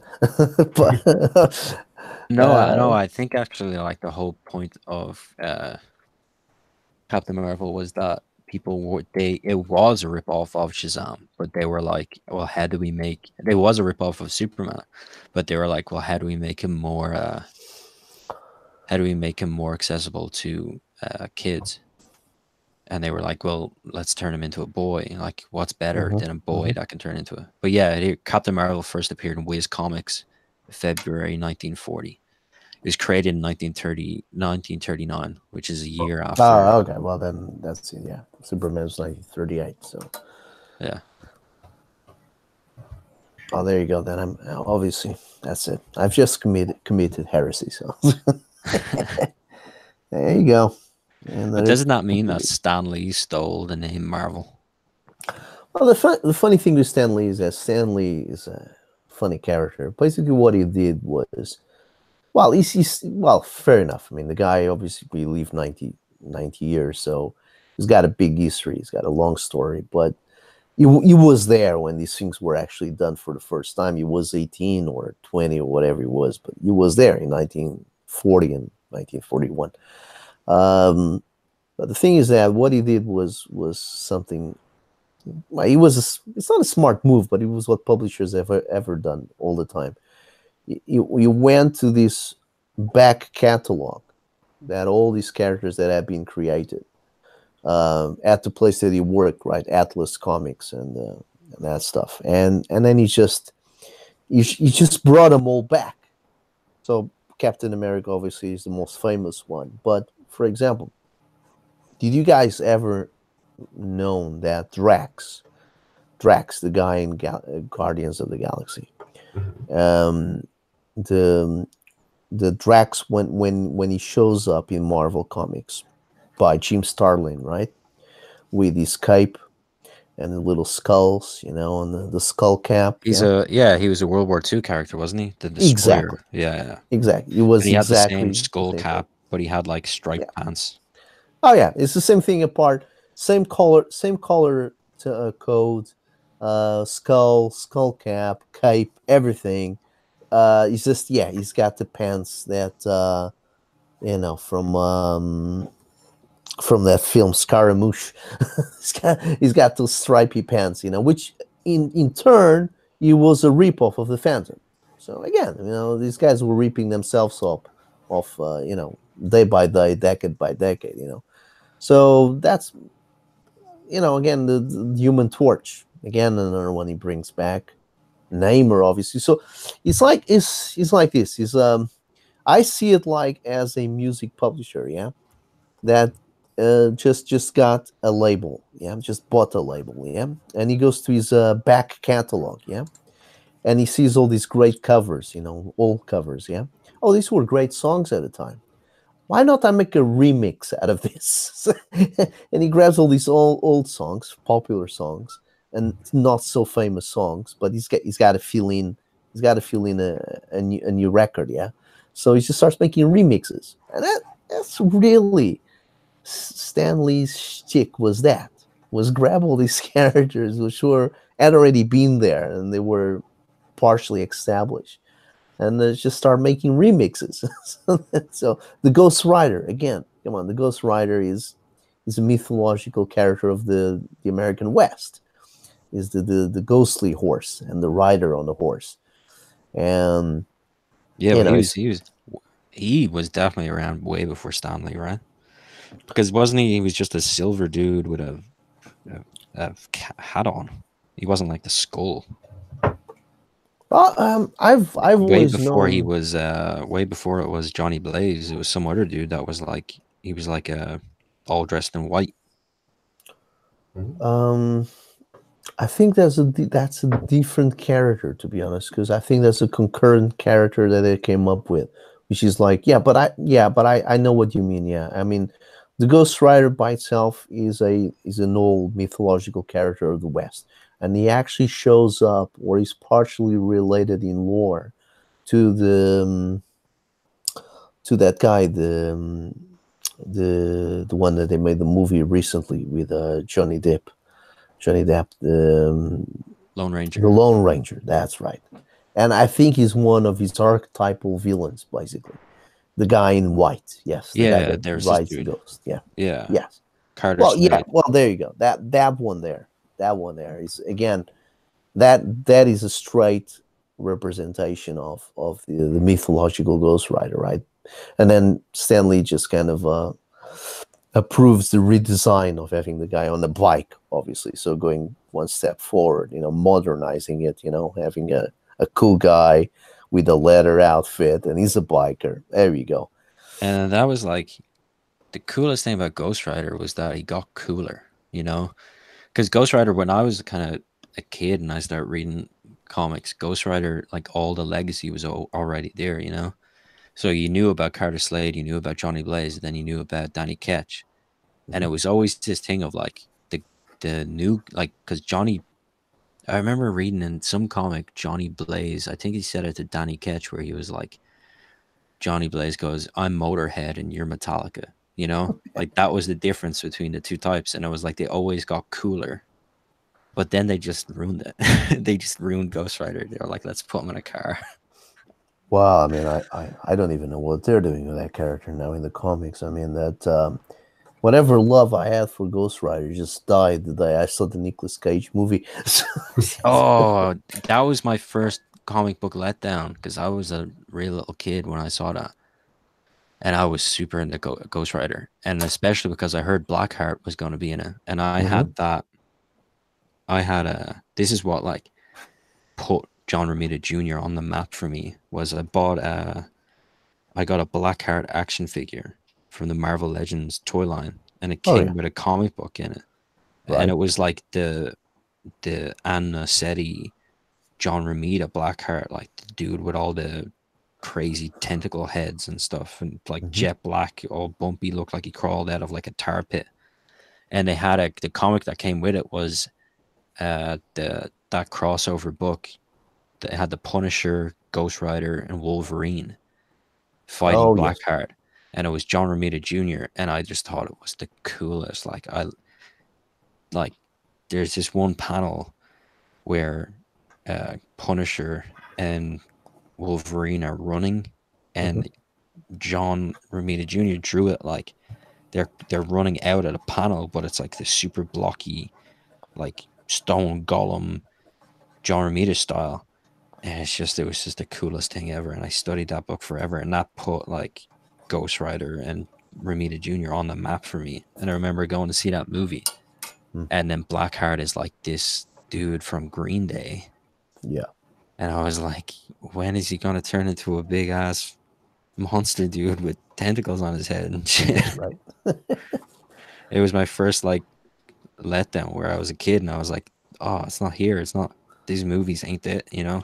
Well, that was a bad one. And I mean, come on, Nicolas Cage that's really it. He shouldn't be there. I mean, come on, the guy's like, is he playing a 20-something-year-old, isn't it? In the first section of the movie, when he dumps the chick, and I can't stand that chick either, man. She's horrible. What's her, Eva Mendes? Is that her name?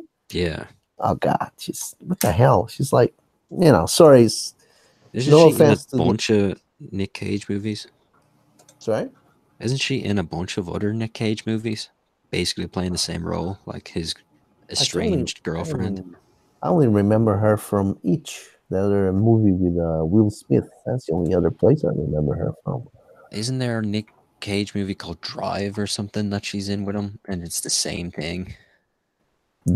Drive, I think, is with the chick that maybe Eva Mendes is in that. I don't know, but the chick in the movie, the main woman, it's that girl that plays in Aquaman. What's her name? The Atlantean. Yeah. You're right. I'm looking at her here. Yeah, that's the chick in Drive, which she looks, when she was younger, she looked very much like Lily Sobieski or whatever her name is. Which look at that one, and that one is in a movie with Nicolas Cage as well. Is the new version of the Wicker Man. He did a few interesting movies. That one. It's in Eyes Wide Shut as well.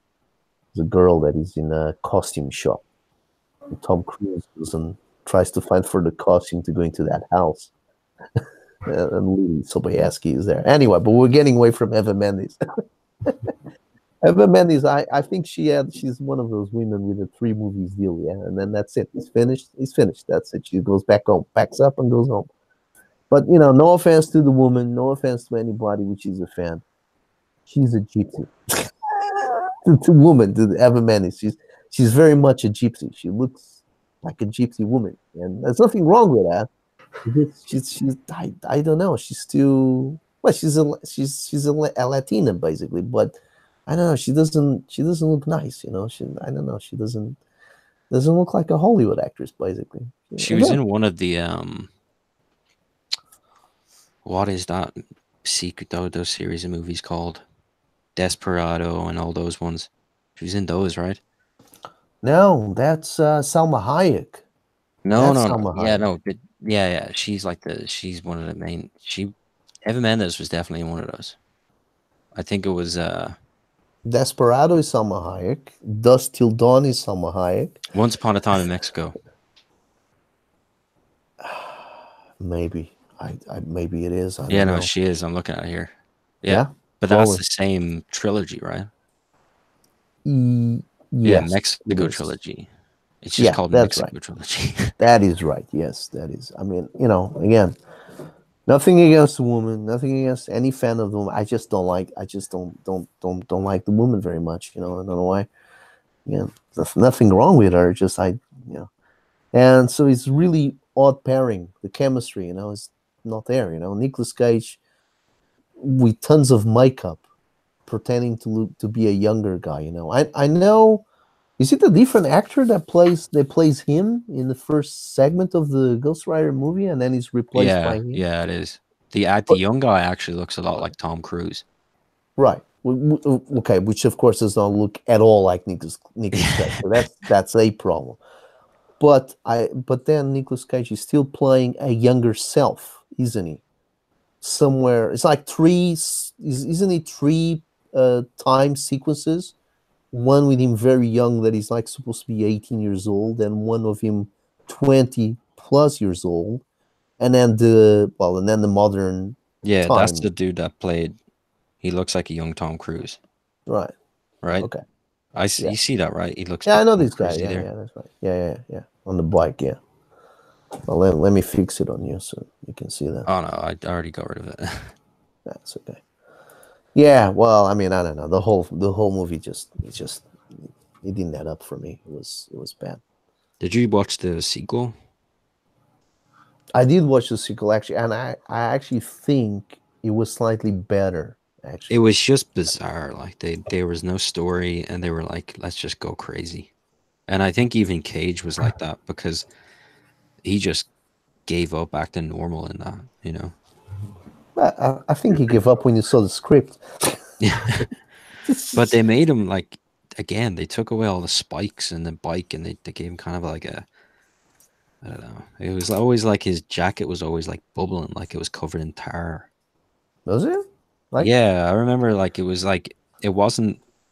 They made him real gritty looking and real dirty. He wasn't like a prime like Ghost Rider, you know. right. On the second one, right? Yeah. Oh, and the first one they basically just gave him they gave him Danny Ketch's stuff apart from the like futuristic motorbike. Yeah. They gave him like the whole spiked get up. Yeah. I remember there's a panel in one of those Danny Ketch comics where he takes his chain off and he swings his chain, and he's swinging it with such force and whatever magic or whatever he has that the chain links like come apart as he swings it. All right. And as they start to fly, the chain links form into like ninja stars just from the speed of flying through the air. All right. Well, It was badass. well, there you go. I mean, to be honest, I never understood this. I know for you started off with that character, so it's got some meaning for you.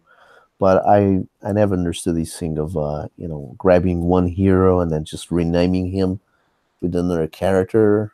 I mean, for example, Miles Morales was a completely separate character. Okay, they came up with it a long time ago, yeah. But then they just again, it's all part of this agenda that they have, isn't it?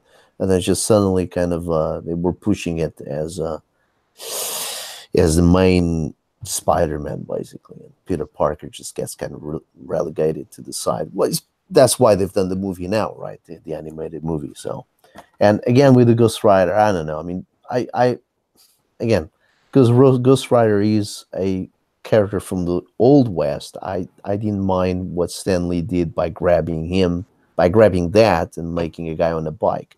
But for me, I started reading it. It was in the 70s, and it's Johnny Blaze. That's the character I know as Ghost Rider. The guy on the bike is Johnny Blaze. So the other guy with the spikes and the buffier leather coat, I don't know who that guy is. I know who he is, but he doesn't ring. He doesn't do anything for me because I know Johnny Blaze, right? So it's not that much of a story anyway. But if he's gonna work, No, I mean it's all look. Like when you're doing Ghost Rider, it's all about the look. You know, it's like get some demons, get some more chains, get some stuff. That's why Spawn was like, got it. Spawn was just like that was Todd McFarlane going, what does everyone like? They like Batman, they like Ghost Rider, they like Spider-Man, they like Venom. It's like I'm gonna put all these together. Yeah. And it Well, worked.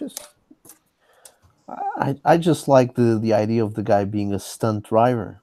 So I was perfectly happy with the leather, the tight skin leather outfit that Johnny Blaze has. He looks like a superhero, isn't it? Because he's got that the blue sort of it's blue. It's kind of like a dark. It's the comic book black blue suit. Yes, that's but right. It has that lighter blue. I think sometimes it's white, but it's usually more white blue. The sort of what's it called? Like the almost the jacket, like the front of the jacket, like where the jacket opens, has that. Yeah, it's got that flap, isn't it? Yeah. Well, it comes up green in a lot of issues. The whole thing has a green tone to it, but it's technically supposed to be blue. Yeah, his vanilla pose is a blue uniform, and he's got the boots, and he's got the belt, and he's got the nice little collar, flapping out just like a star of the 70s. Evil Knievel. That's it. I'm perfectly happy with that design. The 80s version with the spikes and all that. That was fun. It's like something out of a beaded video clip, from Michael Jackson. Yeah, definitely. It was definitely much like, it was way more. Even the bike was like I think the bike was purposely stolen from Akira. It kind of had that like big dome sort of. It had like a big, huge steel plate on the front of it. Yeah, and the bike was the worst thing, actually. I think the bike really, I mean, you see, that's the thing, I mean, the idea, the concept of the biker Ghost Rider is already a bit, okay. But they were smart in the design because, again, he looked like a superhero. So he had like a costume of a superhero, like all the other Marvel guys, but it was still a biker, But then, but even like Johnny Blaze wasn't even like a Harley biker. Like he was he had a stunt bike. Yeah, he's a performer guy. Yeah. He didn't have like now. If they draw Johnny Blaze now, he's gonna have a big like a Harley, which isn't really Johnny Blaze. That's why I don't read modern comics, man. But that's why I'm saying, like when I saw the redesign in the 80s. I was the worst thing for me was the bike, because the bike they had taken away. Well, because when the bike turns into the Ghost bike, it's a funky bike. It's like a bike out of Easy Rider. Yeah, I have it up here. It's a proper chopper, completely customized. And it looks cool. It looks rad, And well, it's like a sci-fi bike. Like I have it up here. See it? Yeah, It's still badass though. I love that. It looks cool. Well, yeah, I mean, to be honest, I don't dislike the lines. The problem is that for me, it looks like a tank. Yeah. Looks like a war tank, And if you go to the original bike, it's pretty cool. Yeah, and this one, that was the worst thing. Was and I can see what you mean with the Akira thing, because the wheels, they're almost like it's standalone wheels, all on fire, And the other one was not like that. The other one it was like a proper. It wasn't a chopper. It was like a, almost like a scrambler. Yeah, it was like, it's a stunt bike, isn't it? They're stunt bikes, so they cobbled up together, and they have basically the whole bike was still a bike. It was just he left a trail of fire, and this one, I gotta say, it's a tight design. I don't. I think is a good design for what it is. He just he makes he has no shadow against the other one. I mean, the other one was far superior. There we go. You see, it's a normal bike. You see the tires. It just leaves a trail of fire. I'm perfectly happy with this. I'm perfectly happy with this. I mean, and this is probably not the best picture of it, but the redesign is just for me is so Yeah, there's a good one. It's so 80s. It's just it never did anything for me, the redesign. I think he's got his fans. I understand what you guys are seeing in it. I perfectly understand what you're liking in it. I think the dynamic with the chains is pretty cool. See, here it is with the big chopper, which actually now looking at it looks so odd. Like it actually looks, now that I'm thinking of it, the chopper looks weird. I mean, right? This one, the redesign one. No, this is Johnny. This is like a modern Johnny Blaze where Oh, they this don't is have the him on modern a Johnny Blaze. they don't Oh, have him on wow. a bike. Like here's one where he's on a normal bike. What the hell is that? That's Yeah, Clayton this is- Crane, but he's on yeah. at least he's on a normal bike. Well, yeah, this He's is a not on bike a like in your chopper. one. Yeah. Yeah, he's not on a chopper like in the movie like that. Like that's a chopper. Yeah.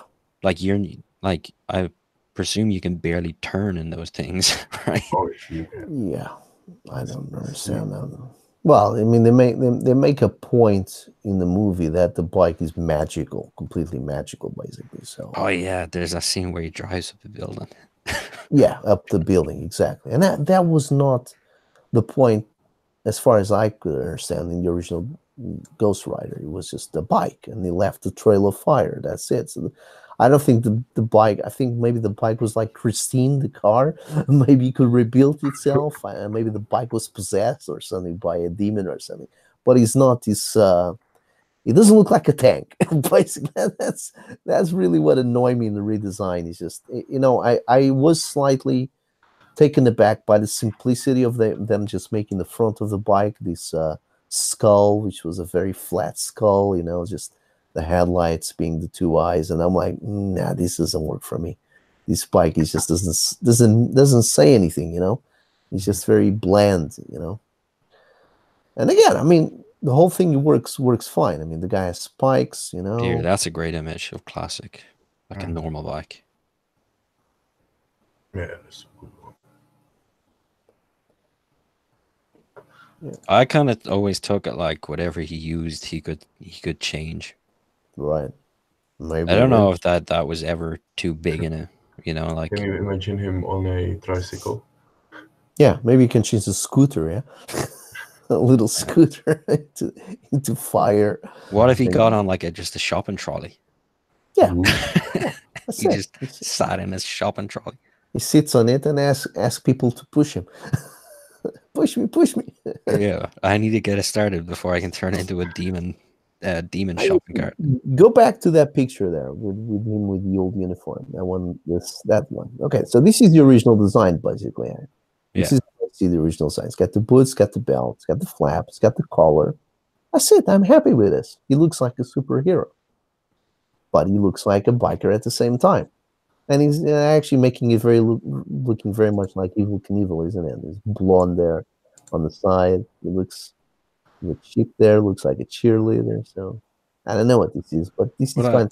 I'd say when they probably, like, I don't know what year he was when they turned him into the skull guy. When they got rid of the cowboy guy and they got in the skull guy, but I guess that would have been comics code, and they probably wouldn't be able to use an actual biker, So they probably were like, well, who's a famous pop culture icon that uses a bike, Yeah.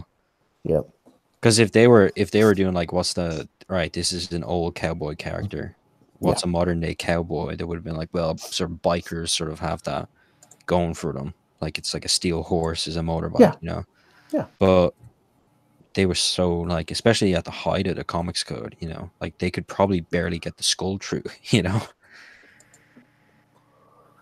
Well, yeah, I mean, but I think it worked fine. I mean, it was. It's still cool. Like, it's classic. I really like I think there's some characters that have classic looks that just need to stay that way, Yeah. Like, It's like I'm saying, it's the smart things that Stan Lee used to do. You see, he used to go back. I mean, he does the same thing with all these mythological characters. I mean, you got Hercules, for crying out loud. He puts Hercules in the comics, right? He goes to the not that's not enough. So he goes away from the Greek myths. He goes into Norse mythology, and what does he do? Odin, Thor, Loki, all those guys suddenly are superheroes. I think a lot more of that stuff though was straight up Jack Kirby. Because I know, Could be. especially the Thor stuff, yeah, I know Jack, because Jack like lived and breathed for mythology, you know? Like that's Yeah. basically his whole life's work was just him getting ready to do the New Gods. Yeah. And he basically started the New Gods at Marvel. Like Galactus and Silver Surfer are New Gods. Yeah. He just didn't, things went so sour that he just was like, "Eh." And then if you look at New Gods, it's basically him kind of distilling everything he learned from mythology to create this new superhero, like pop culture mythology, you know? Mhm.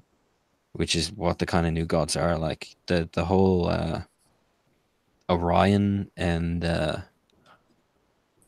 is it who's the other kid? Oh, Uh, Orion and Well, Ryan, I know by heart. The other one's only if you show me the pictures. yeah. It's not Mr. Miracle, is it? Because there's a I don't think they it's basically in the High Fighter or whatever he's called in Dark Side basically have they have the whole Loki thing going on. Where Yeah. back in like in Viking cultures, they would you'd steal babies when you went and raided a village or whatever. You'd steal the babies of the Right. a enemy clan. Yeah. Because it meant that you know, it was kind of like a peace treaty. You could never attack your enemies because you'd be attacking your own, and you wouldn't that's know right. who it was. And so he kind of took that, and that's Orion, because Orion is like a son of Darkseid, or he's a child of Apocalypse, and he's raised by the New Gods, or he's raised in whatever it's called. So yeah, I think a lot of like, and people like, I heard, I forget what it was. It was on some documentary where they were like, Jack Kirby documentary, where they said Jack made it and Stan sold it. You know? Yeah. Like Stan could never come up with Ben Grimm. Ben Grimm is Jack Kirby. Yeah. Like there's no way he could ever create Ben Grimm. Yeah. Even down to his religion. Well, oh no, wait, wasn't Stan Jewish too? I don't know. Yeah, he was. Yeah. Oh yeah, Both of them were. Lieberwix or whatever, Lieberwich. Yeah. Well, I mean, you know, fair enough. I mean, I give them both credit, but I think most of the stuff of fishing these characters from obscurity and just bringing them back to the forefront, I think Stan played a huge hand in that, because basically he's an archive boy when he basically goes and works there. Well, that was his job. He was an intern. I think his uncle worked for him, didn't they?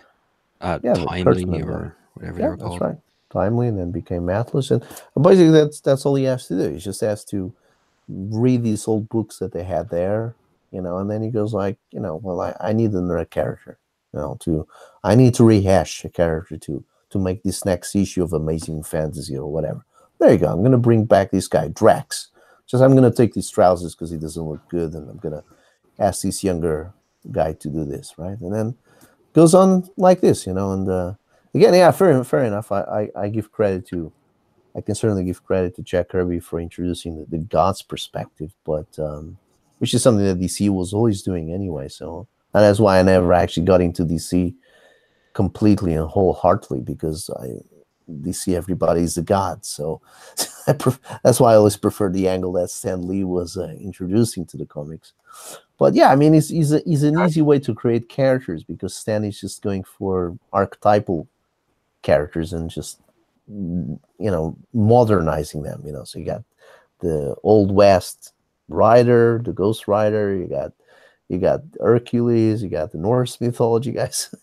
So I mean, even though Jack Kirby might have kind of been the pulse behind it, you know, in the end, Stan Lee being the editor, you know, and the publisher, you know, he's just eventually the publisher.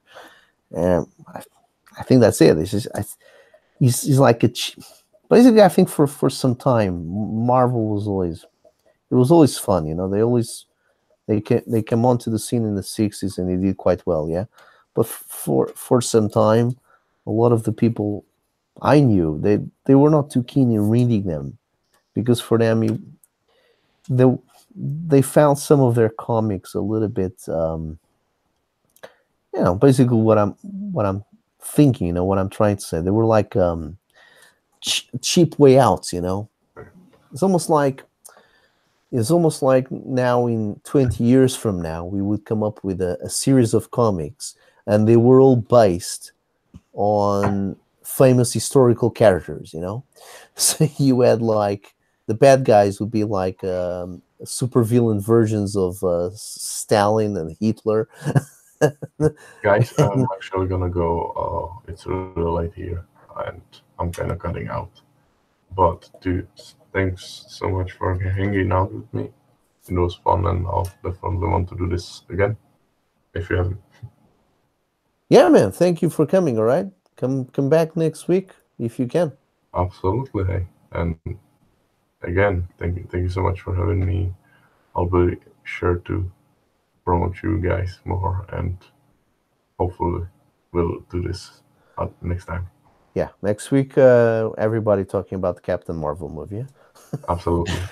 not the Shazam. Nobody's gonna watch that. Talking about the other one, the proper one. Yeah, the one with the chick, with the hot chick. Yeah. Of course. I'll see you then, man.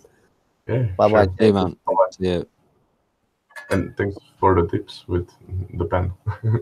No problem, man. Really coming in. No, thanks. Bye. Bye, man. Bye bye. Have a good night. He's already getting late for him. Yeah, I mean, so that's what the way a lot of people used to look at Marvel. They used to be just using this rehashing these characters that everybody knew about. It just makes it easier, more appealing. Because suddenly you put Hercules in a comic book. Everybody knows Hercules, right? So, oh, cool, they made a comic book out of Hercules. There we go. Shazam actually has Hercules in it, but he's in the name. So, yeah, did you ever hear the story of how they did the first crossover, like the first timely comics crossover with Human Torch and Namor? No.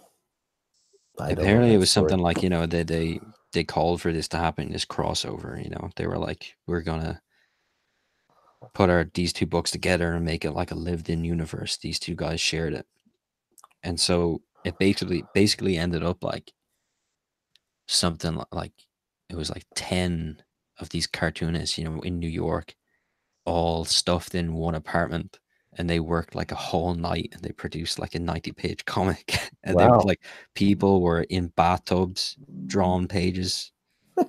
People were like hanging out of the balcony drawing pages. And like they just stuffed this entire like little apartment in New York.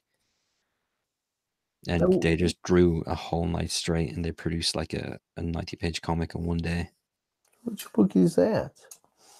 It was I saw it in some old comic book documentary where they went through the whole history of it. And awesome. That was the first. I know it was a Human Torch Namor crossover. Right. So that was the first time they were both in the same book, basically, right? Yeah, and I think it was still timely. But it wasn't the current ones. Well, yeah, Human Torch would have been the this stuff one, here, right? Yeah. Well, let me fixate the screen on you. Right, 22 pages of sizzling blazing battle of the Yeah, well, it had to happen, isn't it? So that was the first ever crossover. I don't know if it was that one. I remember because that one says it was only about 2 guys, and I guess they definitely wouldn't have credited everyone back then, but well, yeah, if it was a bunch of guys. Yeah, there was definitely a book. And I think it had a revived Namor in this book, Oh, there's your boy. Is that Drax? No, that's someone else. Yeah, it looks like him, though. I think they might have just They might have just colored his pants the wrong way. I'm pretty sure it's him. Yeah, he had a cape as well, a little cape. Yeah, he looked cool. I remember. Yeah, here he is, the Destroyer. Yeah, I mean, and as you guys can see, I mean, it's clearly a ripoff from the Phantom. I mean, come on, it's purple. But he was also he was like a Captain America. He was like a bad Captain America, wasn't he? Yes, He he's a was like a villain. yeah. He's a He was villain. created by the Nazis. He was like the Nazis version of Captain America. Oh, he shows up in Invaders. So yeah, yeah. Oh, yeah, I remember this. Yeah, he actually then eventually rehashes the character as he was originally, and he reintroduces him in the continuity, the normal continuity. And but then I think he had to pull him out because the other Drax was already on. So the one from This guy. Well, it wasn't even that guy. It was the the one original that one. everybody knows, basically. So I yeah, hated that. I don't like that. That Jim Starlin Destroyer or whatever. Like back Yeah, in what was that it? is Infinity Gauntlet and stuff. Like he's basically the same character. Mhm. But yeah, he was kind of like an even dumber Hulk. Like that Yeah, was I the don't like what gimmick. they've done to He the was sort of character. like a real dopey character. Like Yeah, I don't like much what they've done to the character now, and I really don't like his redesign either. It looks like Kratos, the guy from Gods of War. yeah, Don't like that at all. I mean, it's one of those typically a 2000s redesign. Just means nothing, It's just you could put in a character that would be just as weird and basically play the same role. Like you could basically just do like Beta Ray Bill. as another character, I don't like. I know Williamson had a hand in that, but I never really. It's one of those concepts, like one of those weird concepts from the 80s.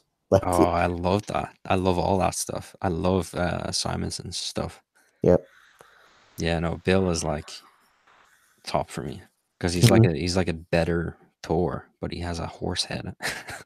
Yeah. I mean, it's And there's even like he's set up like that's his character is basically like he's a better version. He's everything Thor should be, you know, and to the point where he doesn't even let himself like get hooked into relationships like Thor does. Because Lady Sif like falls pretty deep for him. Because Lady Sif is like, you're a proper like a duty bound warrior, yeah. you know. I like horses. Yeah, and that's basically what he says. He's like, "Have you not? You see me? I'm Yeah, like, look at me. I'm a you freaking horse, horses. dude." Jesus Christ, lady! Like, what is that? Is that bestiality? Isn't it? Yeah, well, he's not. His people don't even look like that. The Corbinites. Oh, they don't, do they? It's only him. No, it's like that's all because of basically the Corbinites had to like emigrate from their planet, and so Right, they all had to like get like go on like Cairo Freeze or whatever it's called right, in right, a right. massive ship called Scuttlebutt, and they had to hold trials to elect a guardian, Hmm. and that's who Bill was.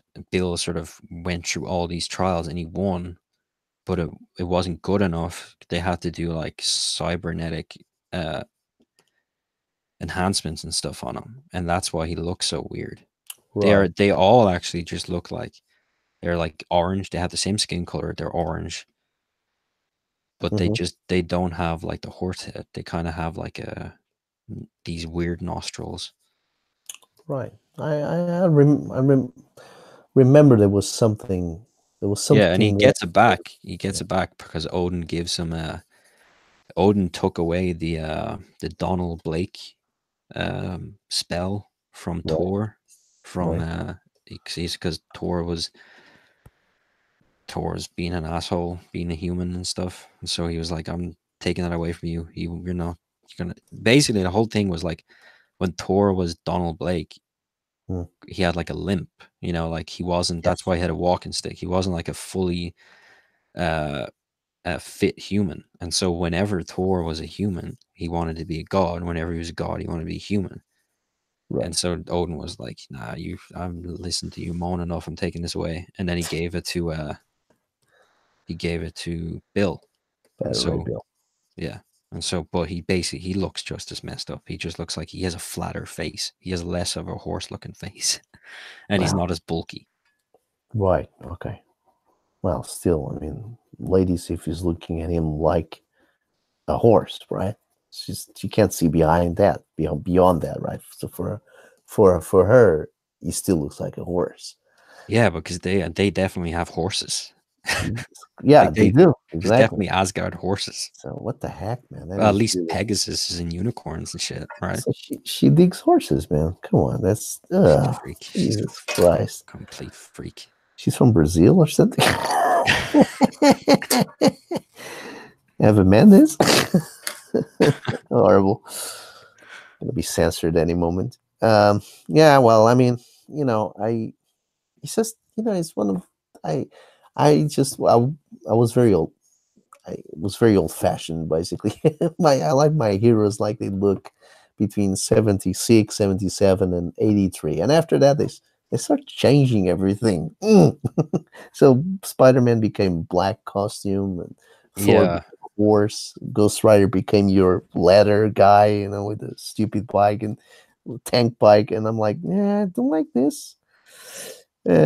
Even in Well, one of the things, even with Thor, then they had a weird. It was like wasn't it the dude that went on to become Thunderstrike, and he basically had the same Thor outfit, yes. but it had the faceplate. It had like a little mask on it that covered his eyes Well, that and because the it wasn't costume. it wasn't like the proper Odin son. It was the guy that became Thunderstrike. He was the dude that went on the Secret Wars. Oh, so that was not the real Thor. No, because Thor, I'm pretty sure Thor. I have it right here. Well, I know Thor in Secret Wars, the first Secret Wars is Thor. I just don't know if he's actually Donald Blake, someone else. That's the thing I never understood, because I correct me here if I'm wrong, but when I read the first issue of Thor, which is Amazing Fantasies or Journey into Mystery, and I read that. So the Saturn Rockman, right? The guys that looks like Korg, basically. They're really cool guys. Because they're basically the Easter Island guys, right? The big heads, tiny bodies. So it's just like, if you imagine, again, this is Stan Lee going to things which they exist already, narratives around the world, and just grabbing them and putting them in comics, like visualizing them, right? Because it's basically, they're great characters. I mean, really. I mean, the Saturn Man, the Rock Man, the ones from the origin of Thor, the first issue, right?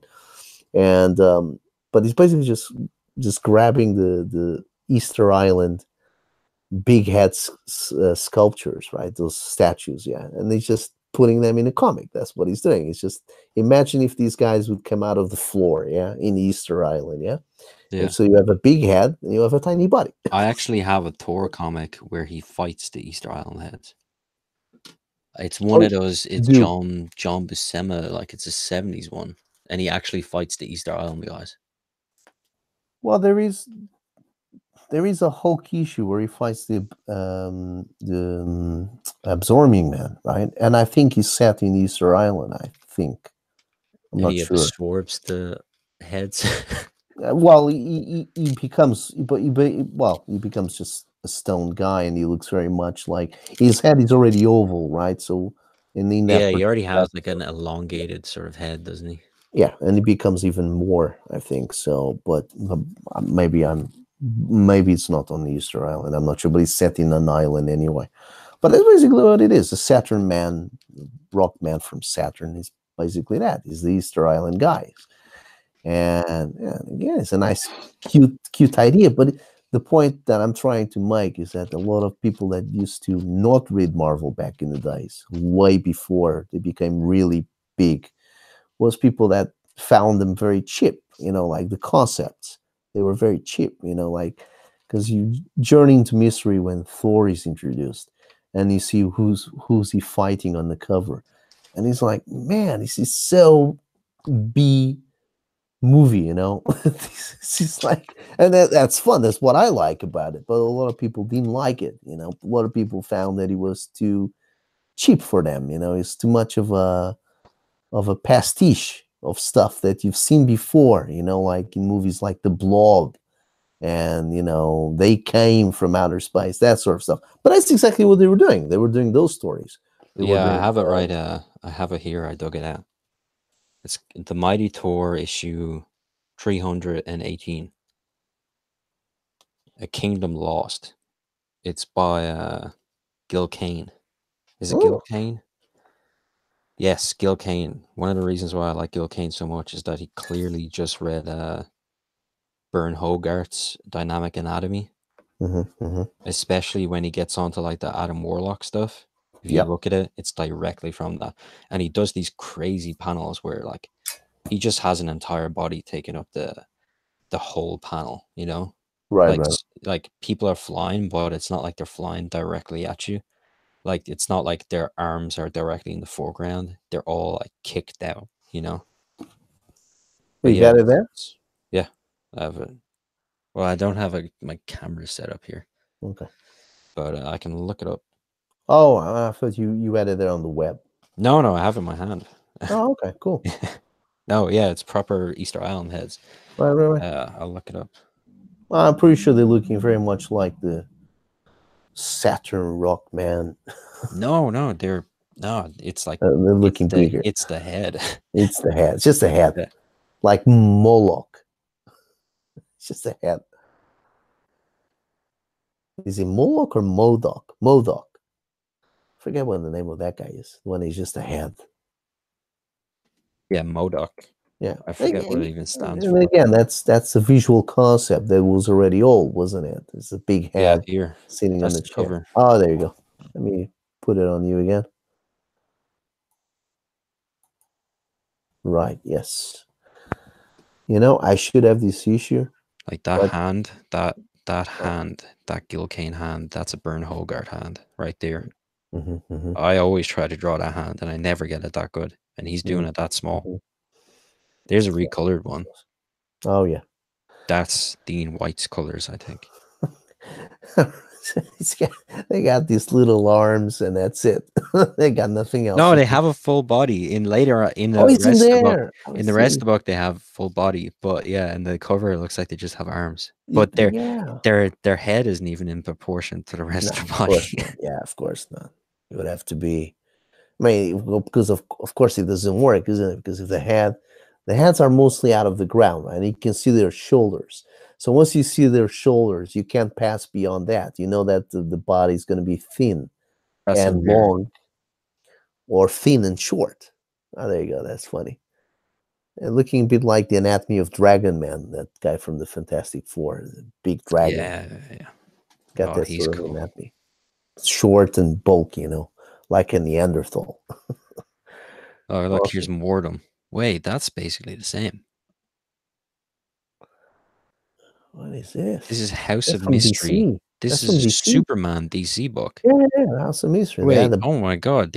Look, Tales to Astonish. Oh, well, but that's Atlas Comics, isn't it? That's Marvel. Back to Marvel. And his name is Thor. Thor. I had seen this before. Yes. Well, they used to copycat themselves constantly. Here's Torg. I mean, DC has about how many titles DC had back in the 60s and 70s? There were Tales of Horror associated titles. You know, it was like, yeah, well, that's Ant-Man. That's how Ant-Man started. Ant-Man was a horror book. Yeah, it's a horror sci-fi book, like one of those B movies. You know, it was just a dude that shrunk and went into an anthill. Jesus Christ, there's more than I could ever imagine on the Easter Island. Bloody hell. But look, there was like House of Terror, House of the Ghost House, or they had like 3 or 4 titles. They're all identical. And this was midway through the 70s. This was what DC was doing, you know, like in the 70s, they did so much of that, you know, picking up on that again. But this is what Marvel used to specialize, you know. Sci-fi. Yeah. Someone has to bring them back. the next 12-issue crossover event from Marvel. Mm. Oh, I can screen share some of the work that has been done. Let me just go here and have a look. This is a freebie for everyone watching. So that's why everybody should be watching this, because I can screen share some of the work being done for my the prehistoric book. The one you had the one you enjoyed the. Yeah, that artist is unreal. He's unreal, yeah. So I'm gonna just very tantalizingly just show a couple of things here. He's like he's Frazetta meets Buscema, whatever you want to call him. Yeah, he's very fluid, isn't he? Yeah, but it's also it kind of has that really unique sort of high class old school, like Yes. not the like like the old school comics, but they were like the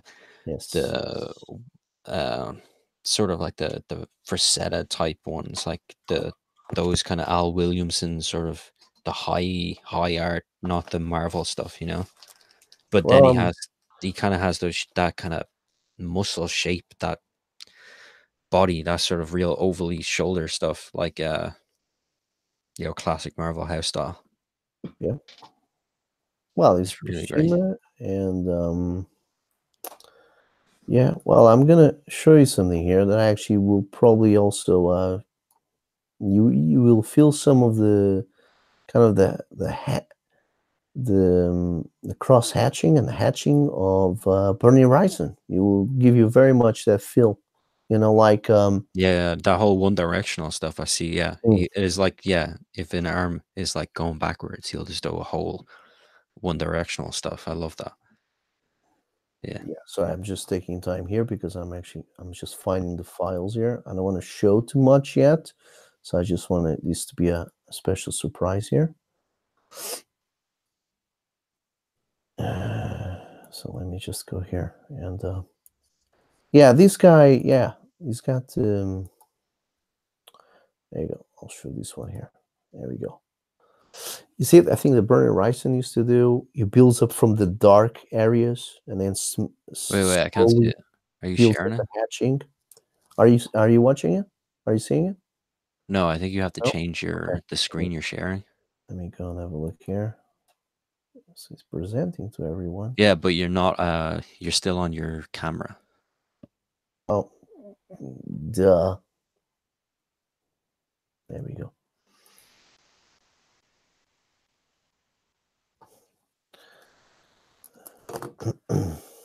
How about now? Not yet? No. No. Okay. Give me a second. I think now I got to do this again. There we go. Everyone.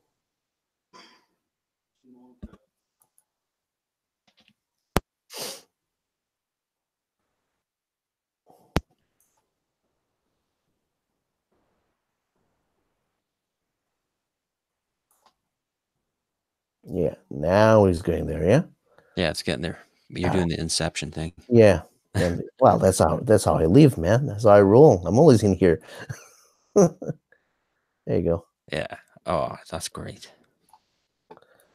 Right. So there you go. This is what I'm talking about, right? This feels to me very much like Bernie Wrightson in bits, yeah. Yeah. Well, he definitely has the Frazetta ass down. I see on that caveman there. There's a lot of stuff here, man, and somehow all of it holds up. Yeah, that's but with just one direction hatching, which I think that's what you were saying, and he's got here the fur, and you see from the blacks, and then it slowly builds up into the bright lit areas, and that it feels like Burning Man some places, but and then in the musculature of the guys, that's old Buscema there, man. And the other guys, what's the name of the other guys that also work in Conan? Forgot. So I got these here. there's some in that, like in the right arm of your man where he's shading all the forearm sort of muscles. That's real Barry Windsor Smith to me. Yeah. Yeah, I mean, in looseness of lines. Yeah, it's all I those also feel contours. Like everything is contouring, and then very he has loose. that sort of the rights and Yeah, Wrightson is only his hatching. The balance. yeah, because it's that, it's like the scratch. It's like he's doing this scratch board hatching like this one directional, you know. Foreground guys in the expressions and the anatomy, that's Bushima, and then and I can see the you know what? In that very Smith, foreground guy this one that you were shown, the way the angular sort of ticks and the kind of how clean he's left, his face reminds me of like Silvestri.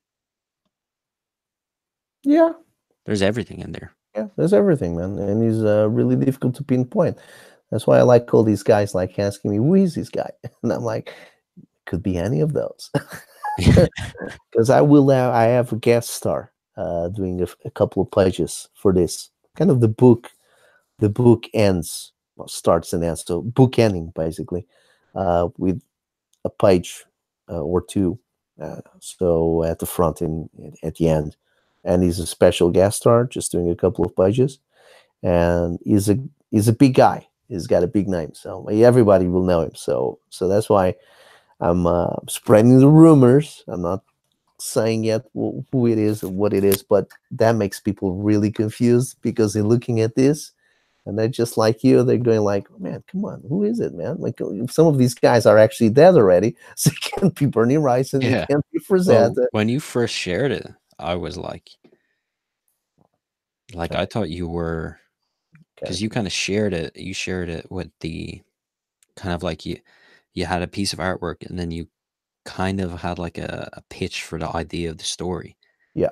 And I thought that you just found that artwork. Like I thought you had that was stuff you found online, like some old Frazetta stuff, and was like just using it as like this kind of pitch material. Yeah.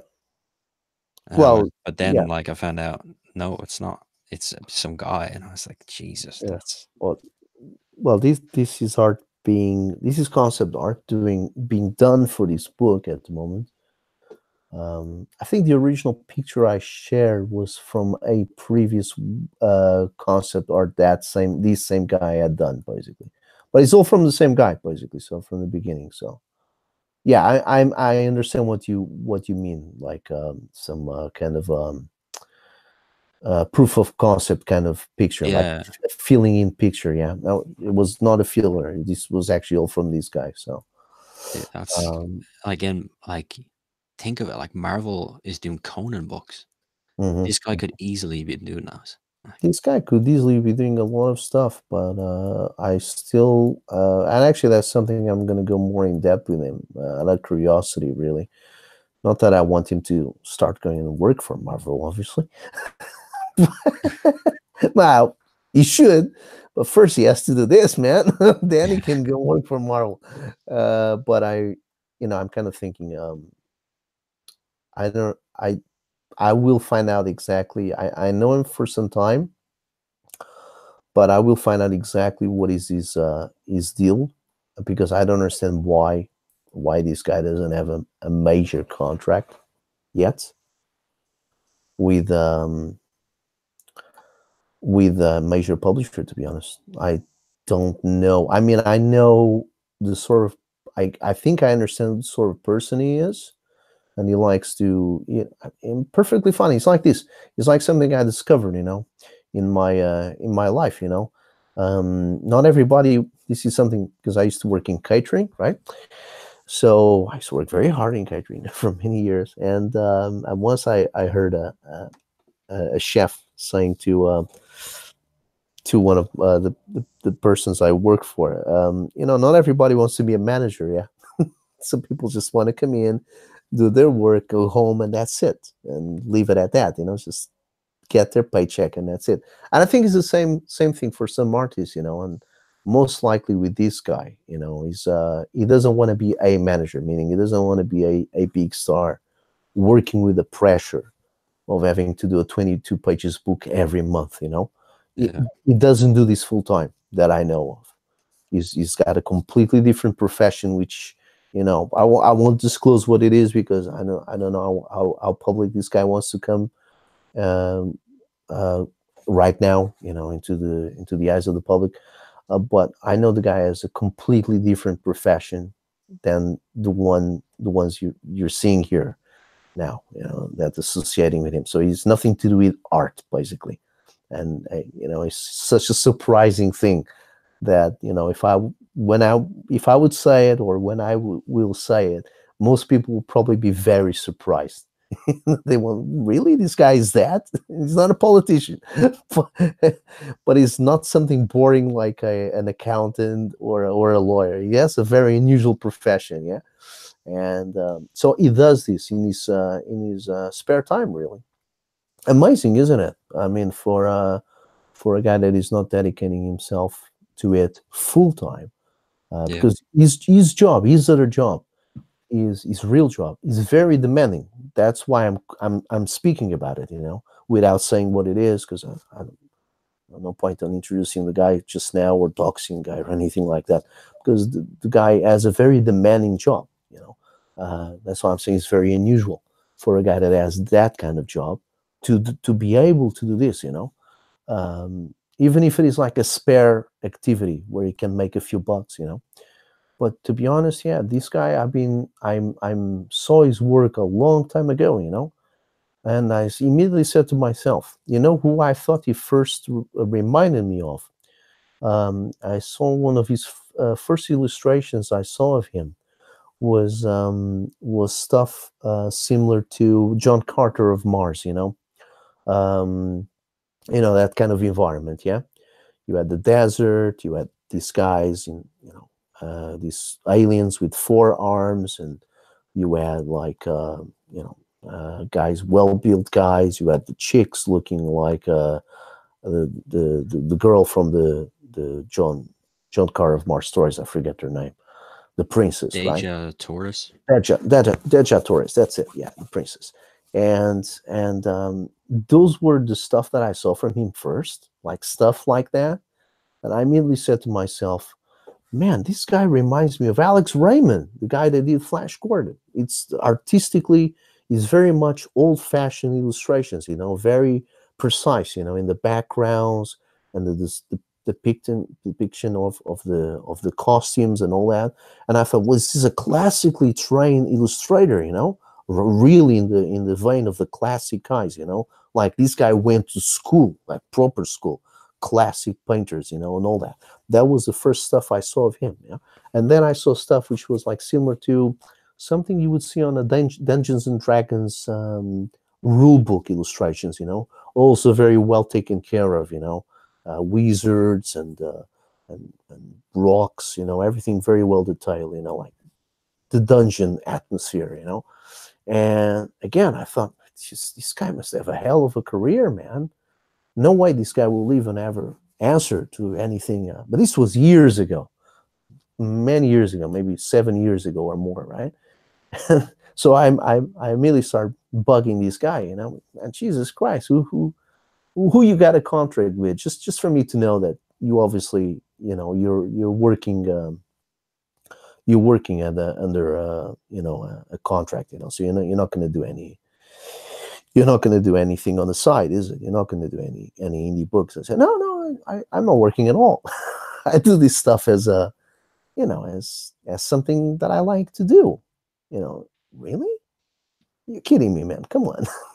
Yeah. No, I just do this shit, that's it. And he's done a couple of books already. Or at least I've seen a couple of I've seen his work on a couple of Kickstarters, to be honest. Only a couple, to be honest. And I gotta say, he was not his sort of stuff, because he's like this. He's very funny, I've seen his entire portfolio, yeah, and they're all exquisite. He's got sci-fi, he's got again the sword and sorcery crap. He's got the alien world adventure kind of stuff, like John Carter, yeah. And I'm thinking, it's very diverse, yeah, and everything works. Everything is great. He thus changes his style a little bit from book to book. So in some of them, he gets more deeper with the shadows, the blacks a little bit crush a little bit more, But again, most of it is not published work. Yeah, this is almost like um, proof of concepts, pinups, and yeah, and he has done a few pages here and there, but I've never actually seen a whole book made by him. I can't find it. There is no titles, right? So really, he's still virtually an unknown. This guy, yeah. But I've always looked at his portfolio and I said to myself, everything this guy does is lovely. Yeah, you could easily buy any of his art if you would be selling it for 100 or 200 pounds a pinup or a page or whatever, and you would have the money.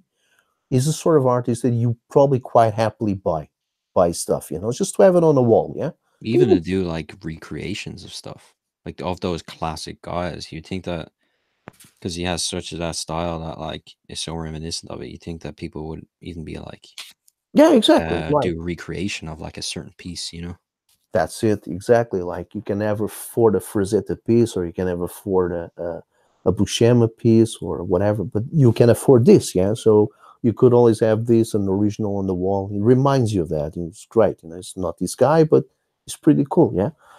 So, and I'm thinking, everything is lovely, all this is worth money, yeah. But there's one thing with this guy, yeah, he's not the right choice for every single one of these proof of concepts. For example, this guy has done sci-fi stuff, yeah, but I don't think he's the right choice for that. Some of these scripts and these proof of concepts that I saw from his portfolio, I straight away said to myself, it's great, but it's not for him. You understand? It's like picking up I don't know, a classically trained actor and put him on an action feature, like an action film, just saying one-liners. Yeah, you're wasting the talent. You understand? It's not for him. So I was thinking, what can I use this guy for? Since he's available, she's great. It's almost like a miracle. Since this guy is up for it, he's game. Let me just find the right project for this guy, because this guy deserves to be out there, man. If nothing else I do in life, at least I expose this guy, yeah? Yeah. Because this guy, he deserves, but it's got to be the right thing. See, this is exactly sort of thing. And he came back to me, because I remember then, after I went around my files and I looked at all these scripts that I got here. Some are just a couple pages, some of them are almost done, and some of them they're just notes, yeah? And I'm thinking, okay, there must be a story here that I can do that I could never do myself, and I not even want to do it. But there must be a story here that I can milk it. I can use it. For this guy, for this talent. It would be the perfect marriage, and that's what I remembered. I remember. Oh, wait a second. The first pictures I saw from this guy years and years ago was those Dasha Torres, Carter from Mars kind of stuff.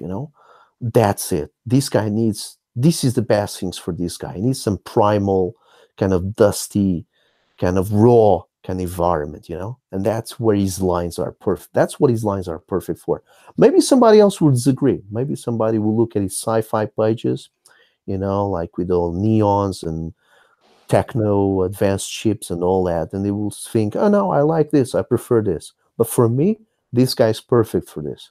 Yeah, no, I think anything that's sort of Frazetta style. Like I think he could do sci-fi, but it'd have to be like that retro, Flash Gordon Yeah, type, Buck Rogers, not yeah, new that's stuff, it. And I saw his sci-fi stuff was exactly the opposite from that. It was very it was well, he didn't have a particular sign. It was kind of a mishmash of things. Again, these guys had hired him precisely for the same reasons why I'm hiring this guy now, because he gave him that raw kind of feel, yeah. But he was not for that, like a futuristic kind of Blade Runner-ish kind of thing. I've seen a project that he worked on like that. It was on Kickstarter. I think he funded, but I never actually seen the finished book.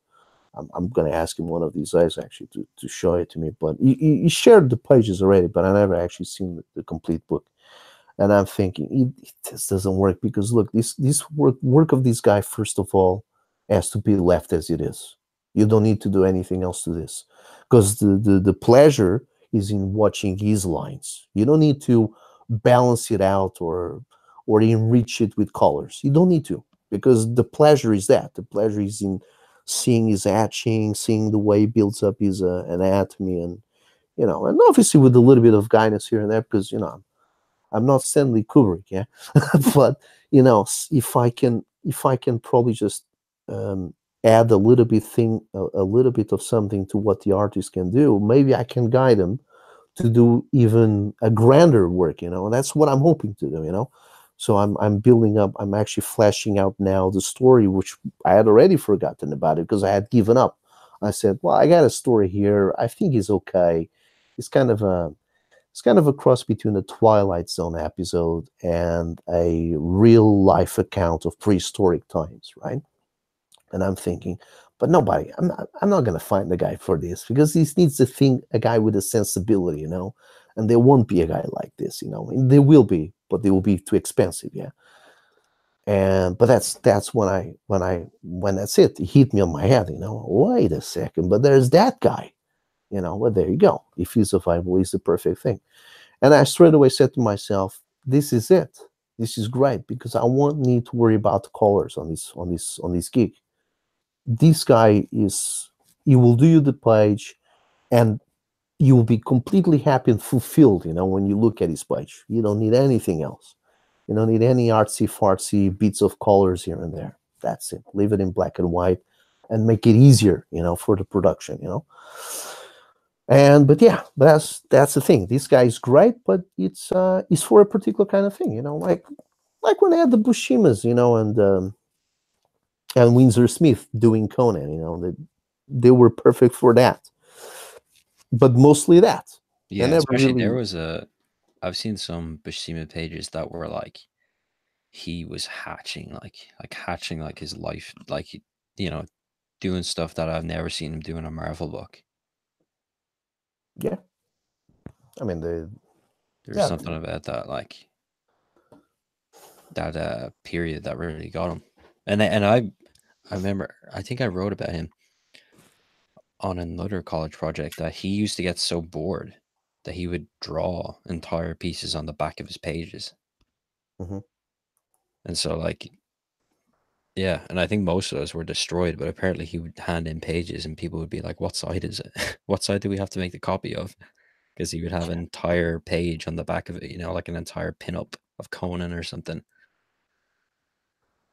Yeah, I mean, the thing is that with him is that, well, I mean, he did okay as well in the Avengers, isn't it? And he did Fantastic Four as well, I think. Yeah, he did Fantastic Four as well, and obviously Thor. And Thor was was easy because from Conan to Thor is it's easy for a guy like Buscema because there's a lot of similarities in terms of environment and well, not environment, but obviously when he gets to the cities, when Conan goes into a city and everything is exotic, and then you go and do Asgard. It's not a huge leap. Basically, that's what I meant. And in terms of physique of the main character, similar, long hair, big guy, well built, so he's on a big leap. But he did Avengers and Fantastic Four as well, if I'm not mistaken. And yeah, but that's one of the, like you're saying, guy's an animal, he was an animal. I mean, the guy is one of, after Kirby, is probably one of the guys that work his hardest in the industry. He did tons and tons and tons and tons of pages, crazy. Yeah, I'm looking at some of the stuff here, some of the grayscale on the old, like the ink wash stuff. Yeah. Oh yeah, and this is the thing I was going to say. The thing is that he was doing the regular Conan continuity, yeah, and then he was also working on Savage Sword of Conan. So he had the regular issues, which would be this, and then he would go on and make something more pages which are more complex, and to the Savage Sword of Conan, and that's just crazy, man. I mean, just that's a crazy amount of output. I mean, that was one of the great things from my childhood was everything I would buy would be Buscemi in it. It was like, what is this, John Buscema again? Oh, look, John Buscema. Oh, John Buscema. And I'm like, what the hell, man? This guy does 4 books. And it's like they're all him, you know. And I'm like, geez, this guy doesn't sleep, man. Look at He's this, everywhere. the lines on this page. Yeah, Jesus. awesome. Amount of lines, isn't it? Look at that. It's No, crazy. nobody can ever do this again. But that's not the point. The point is to find someone that has an inkling of this, you know, and then just try to do something different, you know. It doesn't need to be exactly the same. It's not the point. So yeah, I mean, this guy definitely deserves he should have a career. But look, he does very well. If he doesn't want to have a career, he just wants to do side things, you know. He's happy like that. He's relaxed like that. He doesn't have the stress. So yeah, I mean, it's great to be able to afford to do that, you know. Soon I will show some more stuff. I'll put it on Twitter and Facebook, and I'll share some more stuff. We're working on the concept art right now, and I'm not really sure. The guy's quite fast. When he has the time for it, he can produce concept art quite quickly for me. We're just fine-tuning the characters and some of the environments that will come after. And then we're going to do, as soon as I have the script completely finished, because I got the problem with the language as well, because we're kind of creating a language for it. That's going to be the tricky part. And then, look at this. This is great, huh? Yeah. This is very good. It's John, was it? Yeah, John Buscema. Yeah, look at his and text. Alfredo Alcala, who's Oh, doing this crazy inking over it. Yep. That's just insane. Like, see, look at this. See this, like, kind of falling column over here?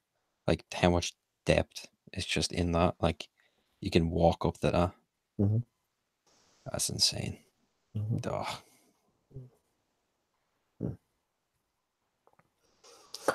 Oh, I got an entire run of I don't know if it's an entire run, but I got I got Conan from issue 1, Barry Windsor Smith, until issue 100, I think. You see, and that is the magic, yeah.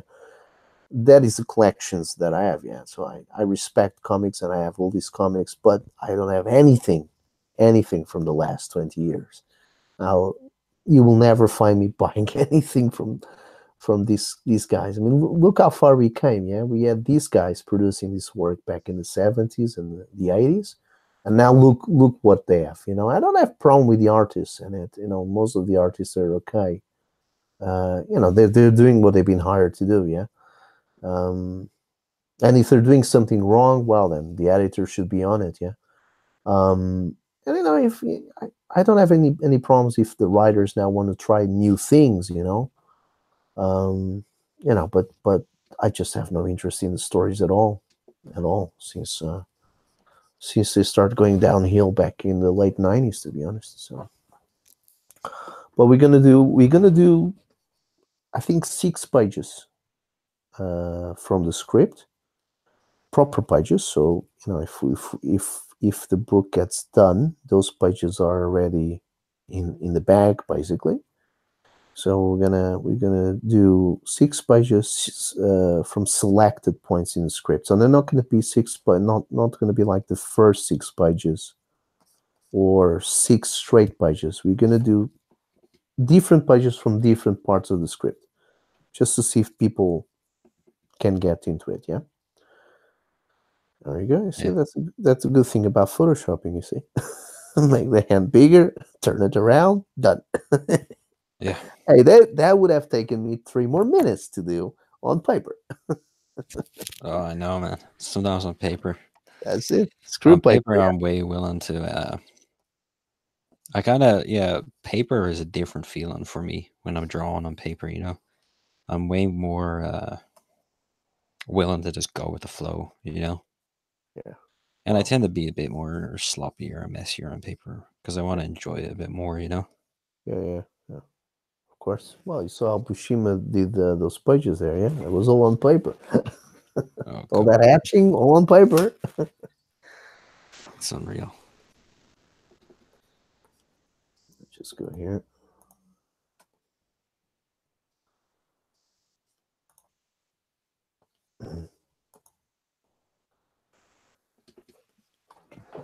Putting my camera Yeah, I back. don't even buy like. I'll rarely buy like a recent trade if it comes out, but I'm usually buying old stuff or manga. Yeah, but suggest any good title. If a trade comes out, what would I buy? Oh, like a current one? No. Like if there's a collection of old stuff, Oh yeah, of I'd course. buy something, you know. But a current one, no way. Because I know even if there is an artist that I like that's on it, which is the main reason why I'm buying now, Mm-hmm.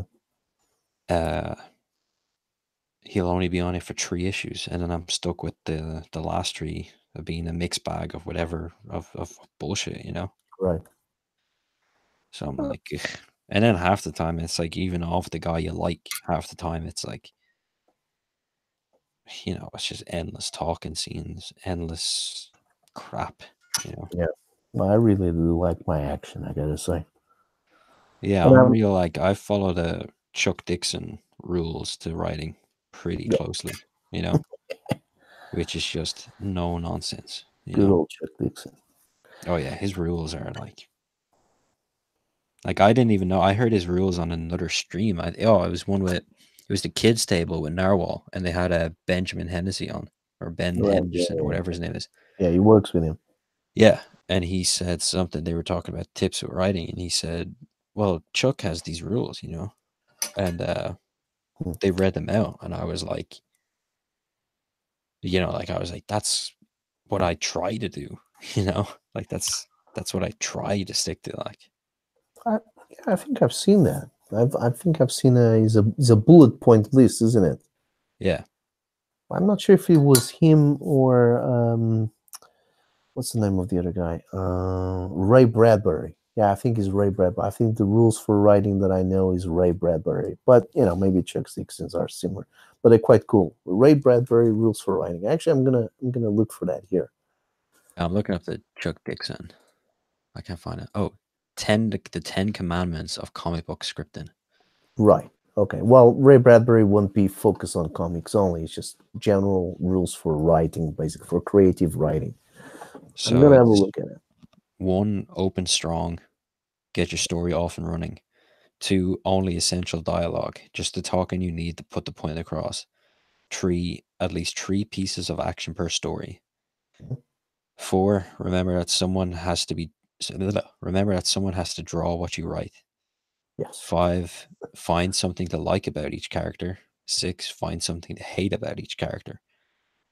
That's something that's really missing today in comics. 7, avoid redundancy. Don't describe what the reader can see. 8, every comic book is someone's first comic book. 9, the last panel of each page should make the reader turn to the next. 10, don't be a smartass. That's also missing. You know that one of don't describe show. Yeah. That's always a tough one. I mean, it's an obvious one, right? It's a non-brainer, yeah. But it's something that is very easy to fall into, yeah. No matter how much you tell yourself, don't do this, it's still easy to put a lot of exposition. Well, there's two things, right? One is try to show instead of tell, and the other one is don't be saying something that you're showing. So it's two different things, yeah. But it's a pitfall that a lot of us still fall into it. Doesn't matter how well trained you are, unless you Stephen King or something, you know. So you avoid that naturally, you know. But it's still something that is easy to to fall prey of, and a lot of times it's very difficult, to be able to show, if there's a lot of exposition on a particular page or two, there's no ways you can show certain things. Actually, once I wanted to make a page where I had the characters describing something very complex, scientific related, right? And I was going to illustrate it with a pictorial of images, and that's, you see, but that's exactly the mistake. I was going to show and tell. So what was the point, right? So either you show or you tell, but if you tell, don't show. So it's tough. It's a tough choice, what to show or what to tell. Basically, don't do too much exposition. Basically, that's the thing.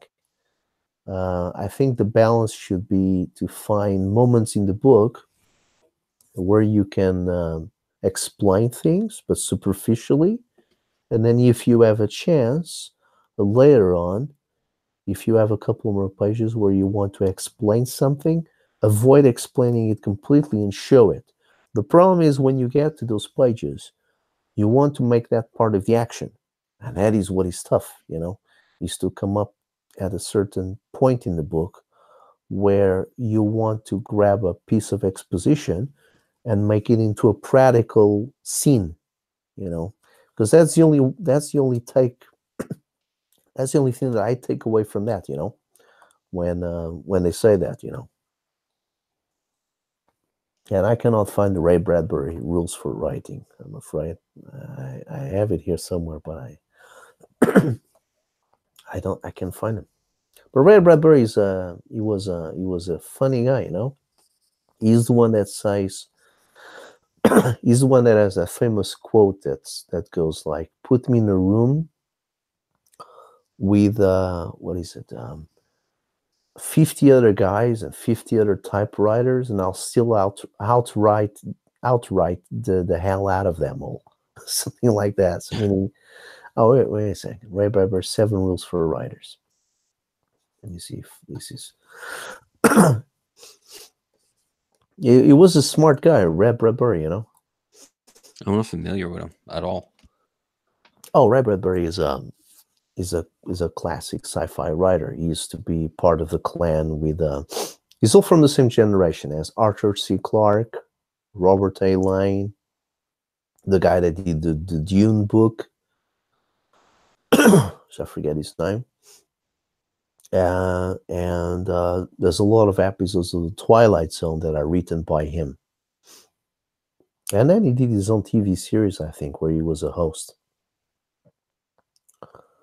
Yeah, I got him here, actually. They're quite long and big, though. But I'm going to screen share this just in case somebody's interested in what Ray Bradbury has to say. I got to deactivate my camera, like you said. I'm just going to share the actual website where this is on. Okay. I think probably most people have heard about this site, Thought Catalog. I heard about these guys. Don't know who they are, but I heard. There you go. Ray Bradbury, 7 Rules for Writers. This is back in 2012. He passed away in 2012. Oh, at the age of 91. There you go. Yeah, but look, you wrote Fahrenheit 451, Something Wicked This Way Comes. You would have written a lot of stories that a lot of people knows. So you go, Write with Gusto, In Quickness is Truth, Write Who You Are, Don't Write for Money or Fame. She's what a lot of guys are doing at the moment. Feed the Muse daily. Oh yeah, this is an important point. But he goes on to explain that these things are not self-explanatory like those of Chuck Dixon, obviously. You got to go through this. You got to plow through all these paragraphs. But, Ray Bradbury I read, what's his name? Oh my God. He talks about a lot about the idea of a muse. It's the war of art. Yeah, I think I know what you mean. Yeah, I just can't remember the name, but I think I know what you mean. What is God, what is his name? Oh, 7 Rules of Writing. Here we go. Well, what do you think about Surprise yourself.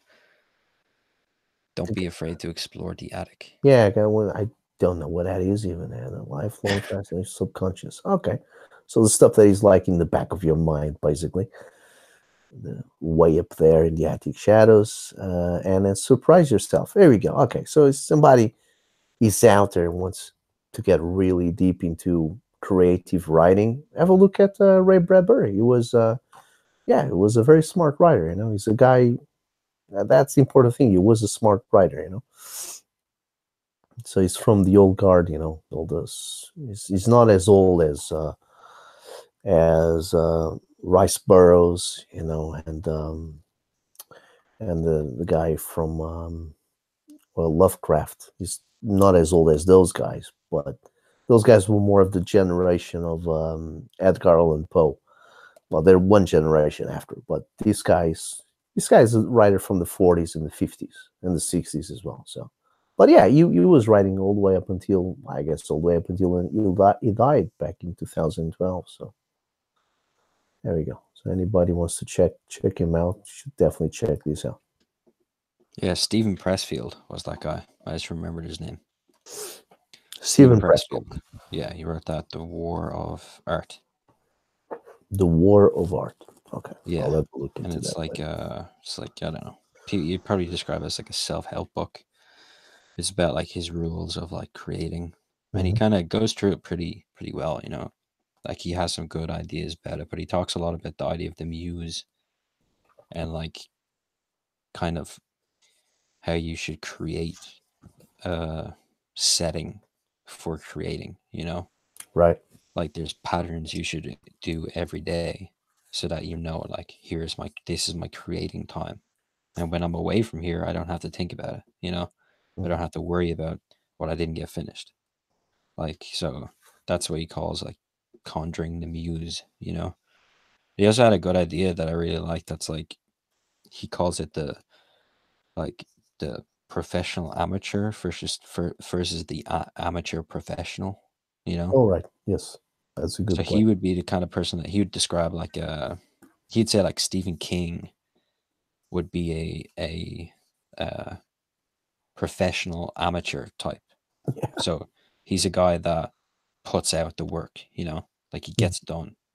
And he'd say like a George R.R. Martin is like he's an amateur, he's a professional amateur, like he spends ages on his stuff, like doesn't get it out, doesn't put the work out, doesn't put the work in, Yeah. And I kind of like it as even like a, in the scope of like being an indie guy, like being the professional amateur, instead of the amateur professional. Yeah, I know what you mean. Yeah.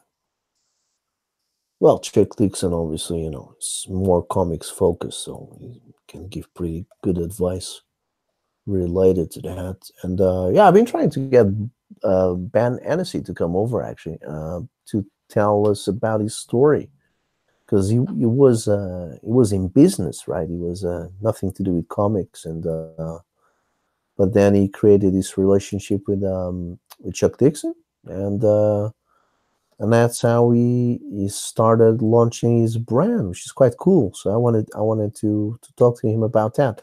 I really like to have guys here on the show which are entrepreneurs, basically, and I have quite a few of them on my list, and most of them is people no one has ever heard about, because they have a label and they've been doing a few titles, and they have quite a big catalog already. I mean, I have a guy which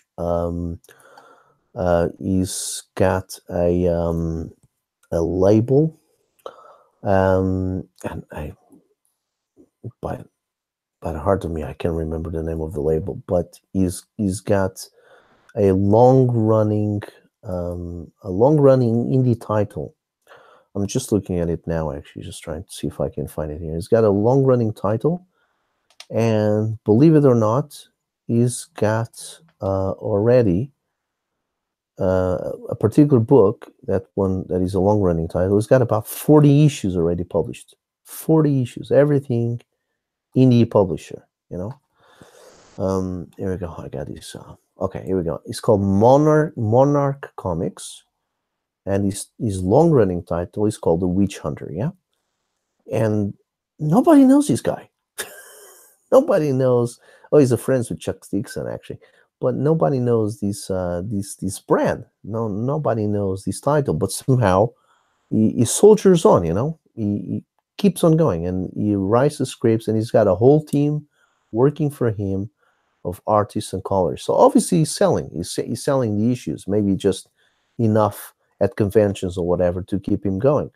But the sheer amount of strength that is necessary to be able to release these comics, you know, to keep them going, it's amazing. It's really cool.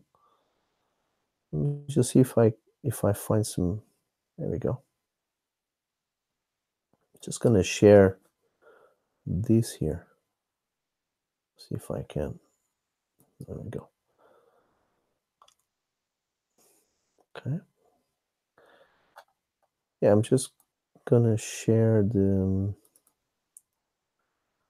Just gonna share some of the covers of his long-running series. Just give me a second here, okay? Yeah, I looked up some of it there. I tried to find some. But I think I saw the cover for Witch Hunter. Yeah. That looks cool. Just gonna put the camera back on you. Ooh, I basically finished the pencils on this for now. That's all I need, I guess. Yeah, I can see that.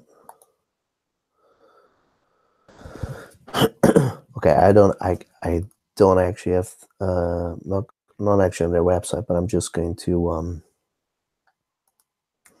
just share a Facebook thing here I have about him.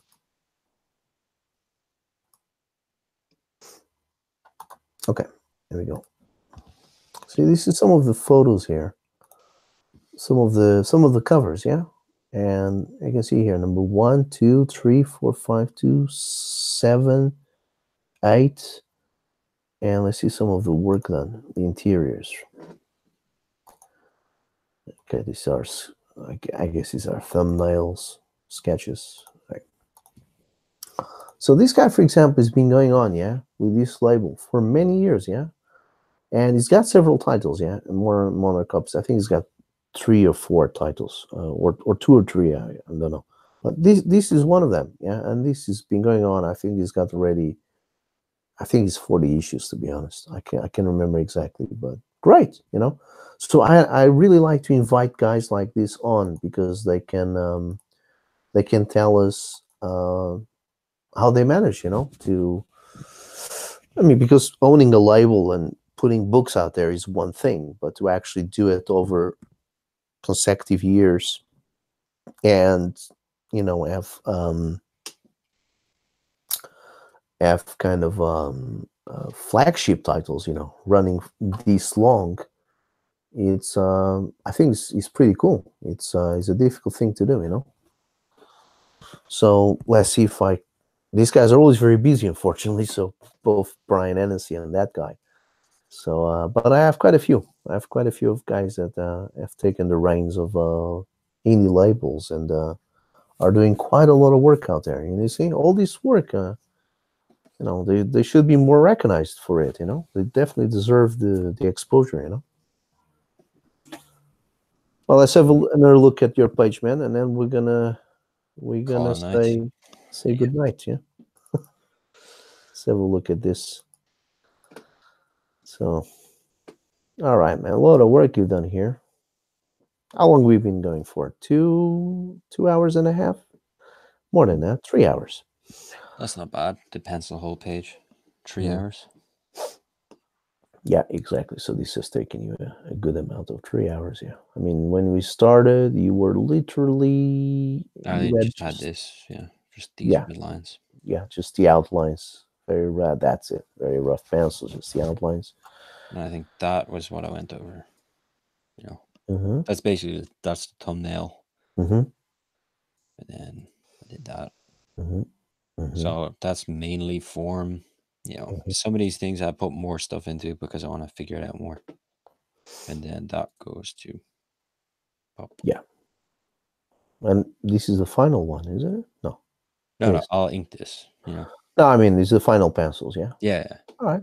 Well, yeah, it's pretty much what was in the thumbnail, meaning you didn't drastically change any of the elements, so yeah.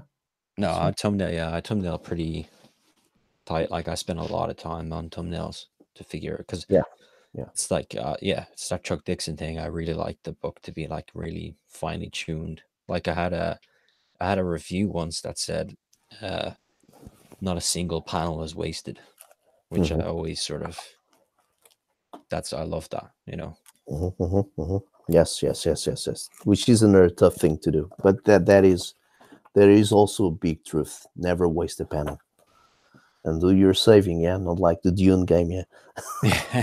Well, I think I have it set to like every half an hour. I think there's an automatic save. Make it every 10 minutes, man. By the way, I'm gonna share something here.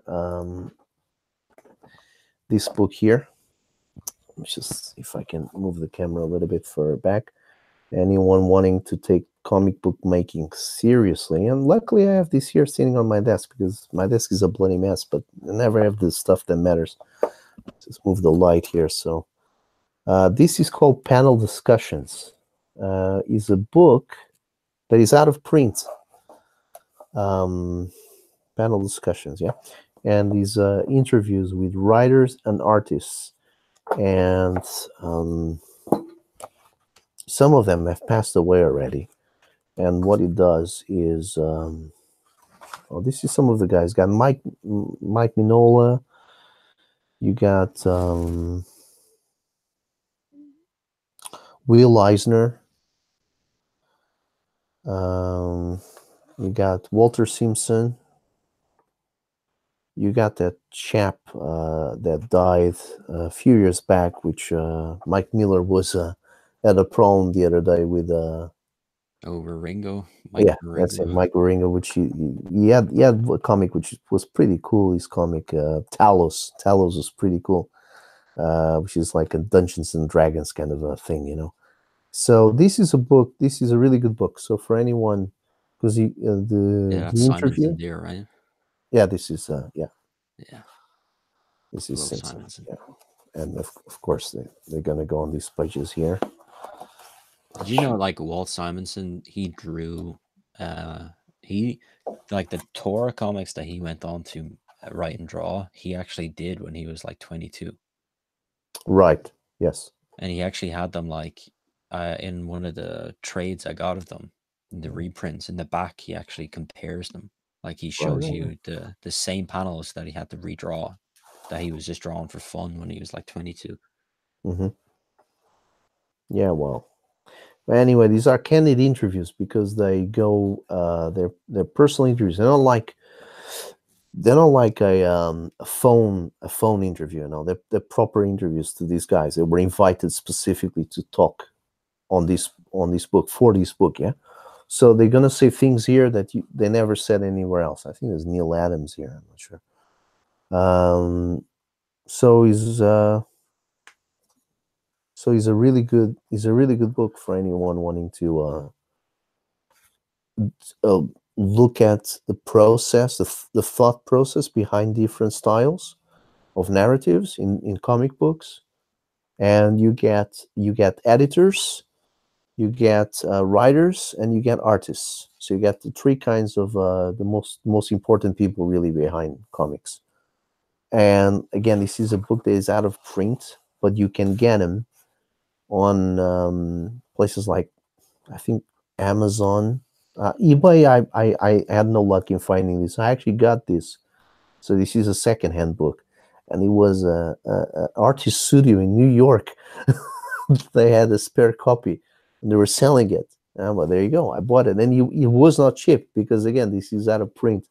So you know, any guy that is gonna have this X-Files comic. Any guy that is going to have this is going to be a collector or a pro or a semi-pro. So if they're gonna sell this, if they don't want it anymore, they're usually not going to sell it cheap.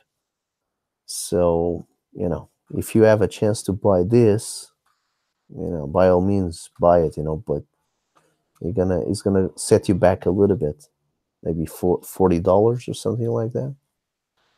But it's worth it, man. This is there you go, famous Will Eisner first page with the spirit title, part of the building. I really always liked Will Eisner graphic novel, The Building. That is a really great book. Again, that's something else everybody should own. The Will Eisner graphic novel. It's called The Building, isn't it? I think it is. Yeah, it's called The Building. So it's all about the life and death of a building. So. Oh, I've never heard of it. Oh, there we go. That's Telos right here.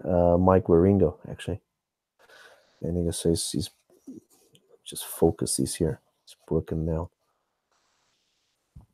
When you guys see this, you see it straight, isn't it? Because on my screen, this is the other way around. But I hopefully you guys are looking at it straight. Oh yeah. No, it's not flipped for us. I know. Yeah, it's flipped on the screen. Yeah. I'll try and focus here. There you go. So yeah, so you got Telos here, number 1 by Mike Waringo. He wrote and the art. So this is his own not self-published, but a creator-owned book. And here you got this construction of the page structure, and comparing to all these lines you go across, comparing to the actual position in the actual final page. So just showing the balance, the amount of space that is taken over by each of the components that breaks down the page. Yeah, it's a very good book. So anyone having a chance. Oh, Mark Schultz. Yeah, that's another one. Xenozoic Tales, which then became Dinosaurs and Cadillacs, isn't it? Well, not exactly the same thing. Mark Schultz, yeah, he's here as well. Yeah, so this doesn't have everybody, but has quite a few people. So, there you go. Panel discussions. So if anybody is really serious about this, you should get this. All right. That's end of the lesson. It actually would be. It'd be pretty cool for someone like to kind of go through every one of them and distill like the best points of it. Like an abridged version, yeah. Yeah, but I mean, even if someone did like a video series, like they took that whole discussion and then they did like short videos going over, kind of distilling or whatever it was. Okay, I'll do it. Hey, I'm the only one with the only copy Yeah, left the in last the one world. with the book. It's not a bad idea. It's yeah, I think it can be done. Yeah, I mean it's got enough visual material here to accompany a video. So if you decide to make a video, you need to illustrate the video, obviously. So you need to show. Well, it's impossible to actually do a show and tell of this without actually showing it. So yeah, so that's a possibility of doing that. But all these pictures would have to be scanned though, so they can blow them up for the video purposes. Yeah, it's nice. Got to show the script here. But there's a lot in this book. It's a good idea, yeah. Like doing a bridge version and just instead of quoting the actual artist, just kind of fine tune the most important points, and then just talk about it, illustrating with the pictures. So basically, kind of ripping off the book and just doing your own series of videos using this as a template. Yeah, that's Yeah, not bad. Not a bad idea. This is quite cool, actually. This book here. Some nasty pictures here, man. I mean, the way this spread is done. Get this more in the camera. There we go. Look at this. This is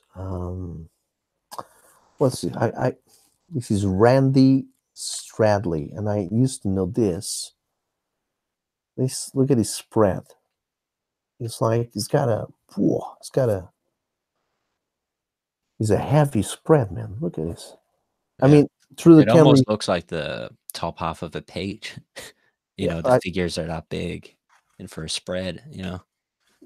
it's like it's got a lot of power. Through the camera, you probably can't see, but here, as I'm looking at it, even though it's small, it's a ring print in black and white. It's got a lot of power. These figures, you know. Let me see, who is this?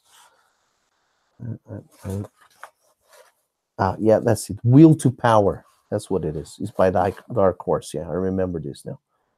Will to Power. So this is a hell of a book, and they go into it here. I remember reading this, but long forgotten. And they go a lot into the way this guy constructs his pages. Yeah, they really like it, and so much that they show the script for every single page they show here. They show the script. Yeah, the name doesn't ring a bell. Randy Stradley. Yeah, he sounds like a comedy character. Name. He's the writer. Because it says here, script and final art from page 9, Will to Power. Within the script, Stradley asks Warner to emphasize Vortex coldness as much as possible. In the final panel description, Stanley says that Grace is drawn in panel 6 to make her insignificant. Warner decides to eliminate the secondary character entirely and highlight the coldness found in Vortex personality. And then we had the visualization of the idea that it was in the script. So they're really going to depth in this one, and that's some really heavy pages here, man. Look at this shit. Look at this. This is awesome, isn't it? Yeah. I never even heard of this. Yeah. It's this artist or this book. Yeah. Will to Power, yeah, it's a mini-series published in Dark Horse. I remember at the time when it came out. Look at this. This is the car and the size of the guy compared to these guys. You know, there's a lot of power in the figures in the forefront. You know, the ones in movement. You know, ones moving. Same with the other spread. And the speed here is being given, well, both by these speed lines here, which is also to make the background. So the background is composed of the actual speed lines, which is quite cool. So it's like this stormy sky, basically, which you can still see some of it here, but it is also used to promote speed and the lightning as well, as it cuts through the wind, you know. There you go. But this is what I mean. This is like,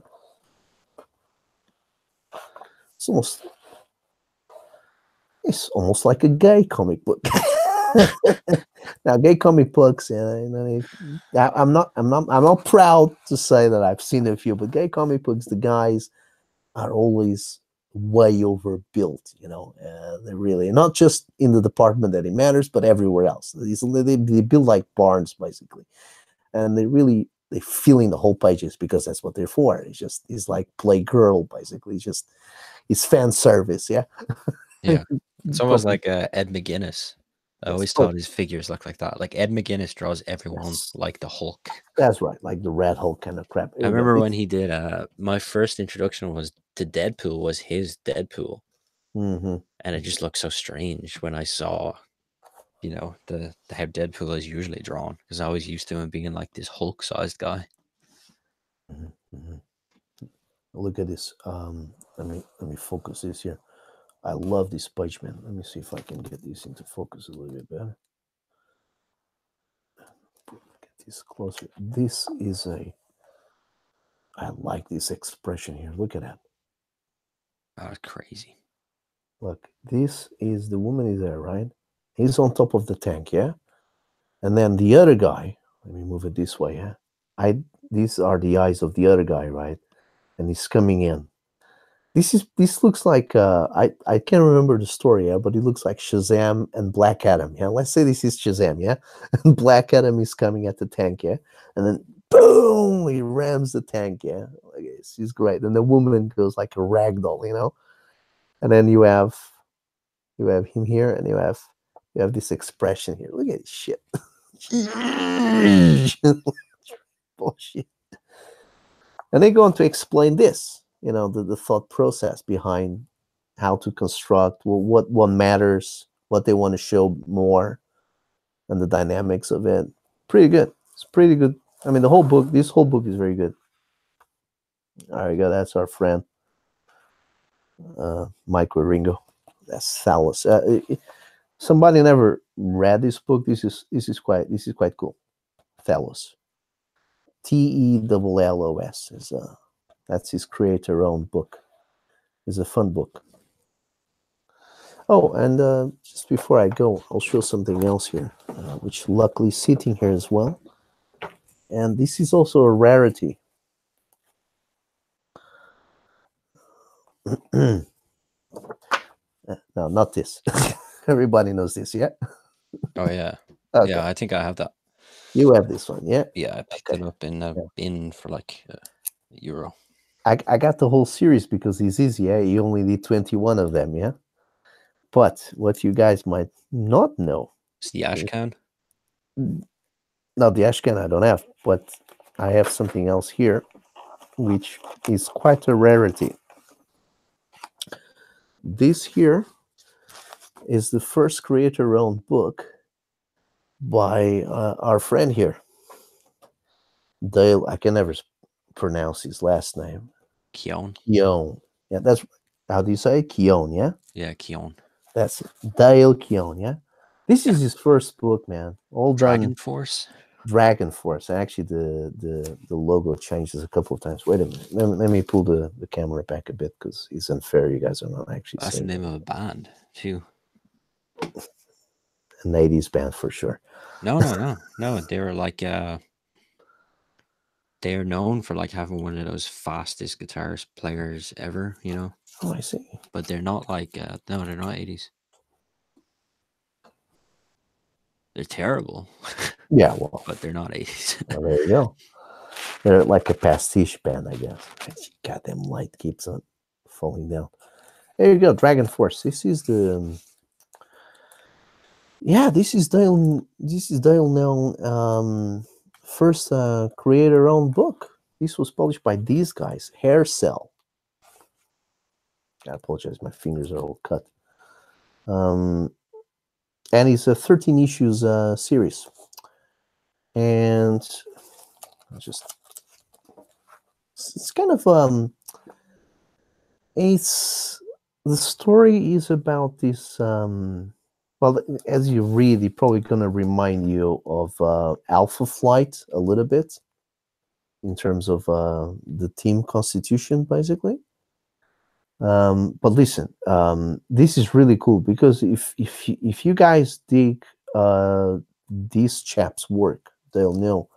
You will see the evolution, yeah. That later on when he does Pete and the Hulk and all that, you grab this, and it's so cool. It's so fun because you can see mistakes in this series. You can see mistakes that I'll be quite happy to do most of these mistakes. Yeah, don't get me wrong. Yeah, but the funny thing is that you get to see so easily the evolution of the guy. Yeah, so if you're familiar with his later work and you have it, and you appreciate it, go back to get this. Go back. This is a rarity. That's why I said this is not that easily available. Yeah, but I managed to nab the whole collection in one go. As really the way to go if you guys have a chance. Yeah. So if you have a chance, it's cheap to get. Yeah, as long as you can find it, it's cheap. Yeah. But it's really cool because then you can see how the artist has evolved. Yeah, he was already good here. Yeah, but then he became really, really good. But there's little things here and even big things that are just bad compared to his later work, and even just as an indie comic, you can clearly see this is an indie comic, and that's the great thing about it. He's got the face of an indie comic. This is these guys used to promote Dinosaurs for Hire, which is actually a better indie comic than this one, but that's the back of this. But it's got the face of an indie comic. It's got the looks of an indie comic, and really, as you get into it, it does it does read like an indie comic inside. I'll just open up one of the first issues here, just for you guys to see what I'm referring myself to. Sorry, I'm just gonna get the light not to shine like this because it's really annoying. Oh, I just broke the light. I can't tell if it's like just from the covers. Some of the stuff looks like sci-fi. Some of the stuff looks like fantasy. You know, like right. Conan stuff. Like I was describing, is like a cross between Alpha Flight and the A-Team. That's it. That's what I was trying to remember. The A-Team, yeah? It's a cross between those two, yeah? That's what Dragon Force is. And then it takes two turns, yeah, of events, yeah? One is he goes into space, which reminds me Starling and Warlock and that stuff, because there's a duality of personality there. It's like a species of aliens, and they evolve into these kind of things, you know, these wings coming out of this guy and this blue face here. Yeah. It's an evolution. You can see here on the previous, there we go. This is what I mean. You see, so this is how they are, and then they evolve into this. So reminding me a little bit of the Warlock from Jim Starlin, you know, that he has this double personality, which is like his future self, which is like a blue guy as well with an afro. Yeah. And I forget what the name of his Magnus or Magus. Yeah, something like that. Magnus, yeah. So he's got a bit of that, and he's got a bit because they're in a spaceship and all that, doing these crazy adventures in space. If anybody knows a TV series, a British TV series from the 70s called Blake 7, it's a bit of that as well. So I don't know if Dale was siphoning all those ideas into this, but it's basically that. I mean, this is clearly modeled after Alpha Flight because this is from 1988. So obviously you had plenty of time to rehash that idea. So it's Alpha Flight meets A-Team meets Blake 7 meets Jim Starlin. So it's worth getting it, and it's really cheap. Let me just open one of them, and then we'll go to sleep. But I'll just show to you guys what I mean with an artist making mistakes. Even an artist that is well loved and it is a great artist. The guy is great, but it's so easy in the beginning of a career to make mistakes. Oh, what's that? Fingerprint? You guys can't see it, but it's a horrible, disgusting fingerprint. There we go. Okay, so we start here, yeah? And look at this. This is like, this is watercolor. I think it is, you know. I mean, it's not digital from 1988, so it does look like watercolor. It's nice highlight here. Nice and strong. So it starts off with these big panels, yeah? 3 panels in a page. Really strong, yeah? Yeah. And he goes here, yeah? Okay. Straight away, I noticed this full, it's not a full bleed here, but it's a long, big full panel, yeah? And he does something here. Now I actually have to bring the light back on, because now this is fine. For the cover is bad, but for the interiors it's fine. It's newsprint, so okay. So there's a trail here. It's all the way down and around. Curves here, right? And that's it. That's the guy, yeah? Okay. There's something strange in this page, you know? I was looking at it, you know, I was thinking, first of all, this trail here is pretty cool, yeah, because it goes all the way from around the balloon and here and there. But I'm thinking, you know, it's too much. He's using too much. The concept of it, you know, is like, how can I describe it? It's like, the effort is too big, you know, because this is a joke, basically. I mean, this line going around is just a funny thing. This is an idea, right? It's not, doesn't serve the story, doesn't show the powers of this guy. He's just flying around. We can clearly see he's flying around.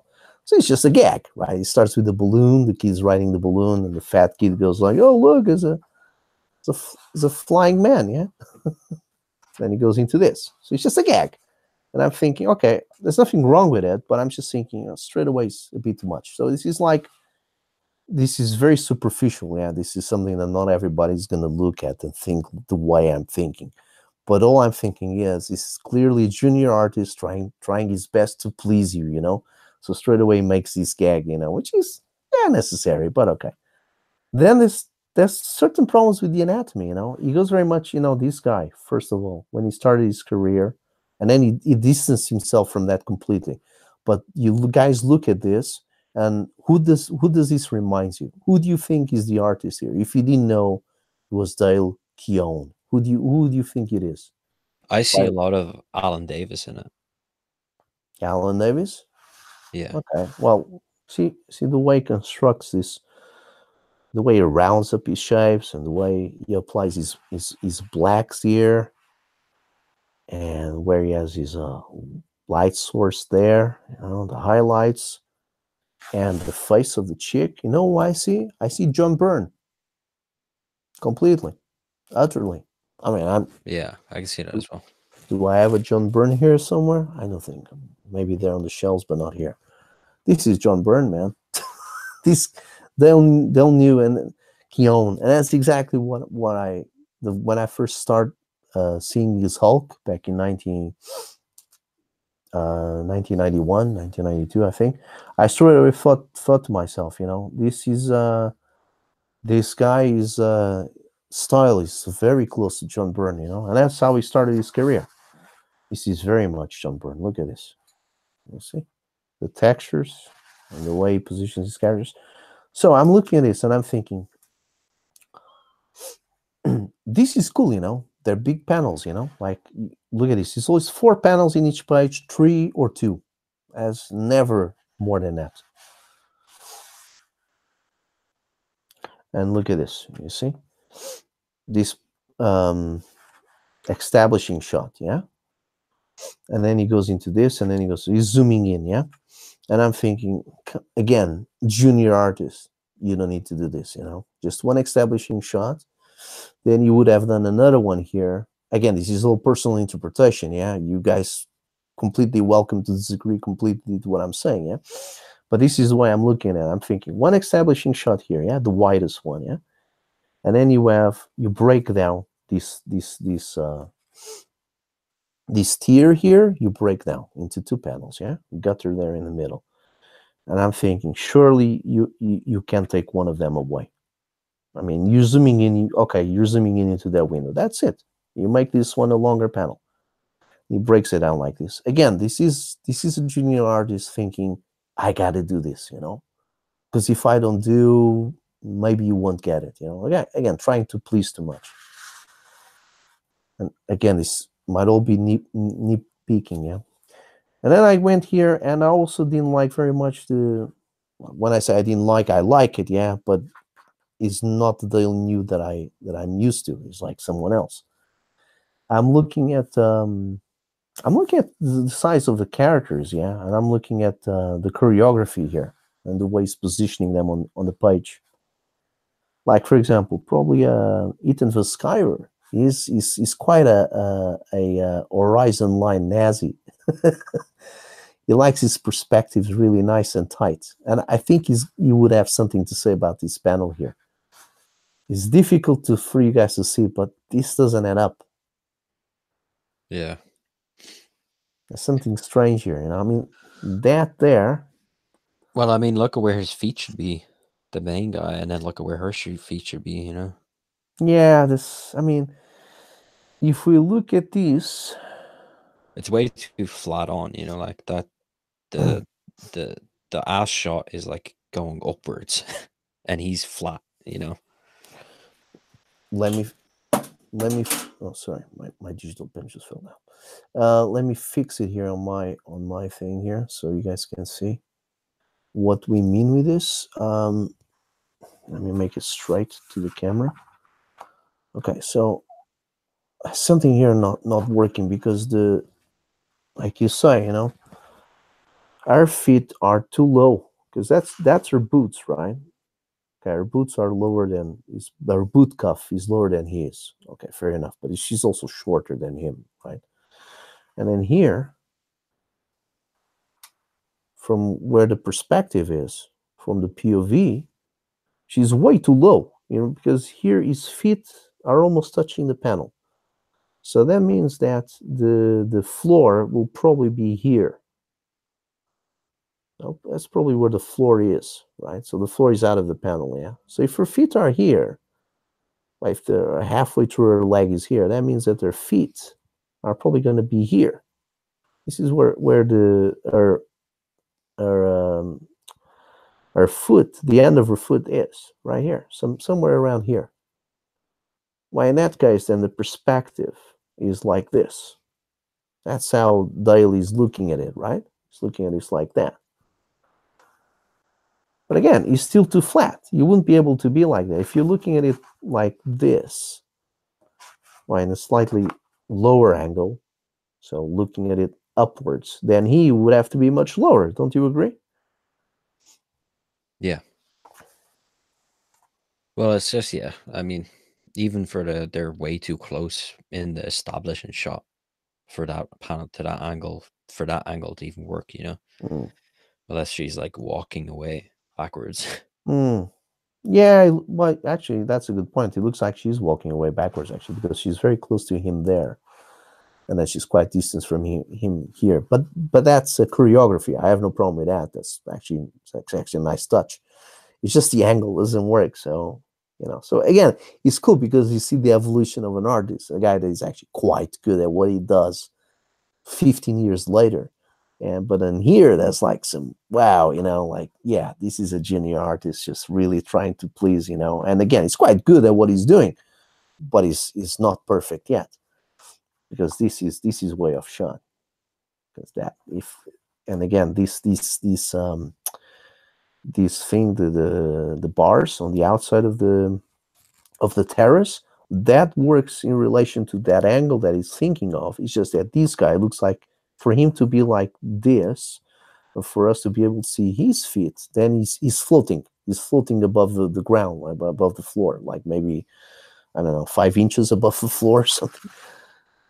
And yeah, and the book is full of these things, But look at this. You see, he really likes his dynamic pages, Look, another, what is really a full bleed. And then you go into this. Yeah. An open panel there in the middle, and just 3 panels, So there you go. Anybody interested in this? What's the name of this again, Carl? Dragon Force. Dragon Force. That's right. Oh, this is pretty cool. Yeah. Yeah. This is a chick. This robot. This big robot here is a chick. And there you go. That's who the chick is. So just press the button, and the whole armor goes inside this medallion she has. Oh, that's cool. Yeah, it's got a bunch of funky ideas like this, but and these guys don't exist anymore. Aircell, but they had a few nice titles. There's so many guys that existed back in the 80s. Everybody was thinking that it was only Marvel and DC. No, guys, there was a lot of cool indie publishers back in the day. Oh, okay. And then let's have a look here very quickly at something here. Do I got Pete 21? No, I don't, but I got Pete number 6, and then and then we see the improvement, yeah. And now again, I gotta put the light back because these pages are not newsprint, but they're already they're less matte than the current modern pages, which are glossy, but they're a bit more. Got a bit more shine to it. And let me pull the camera back.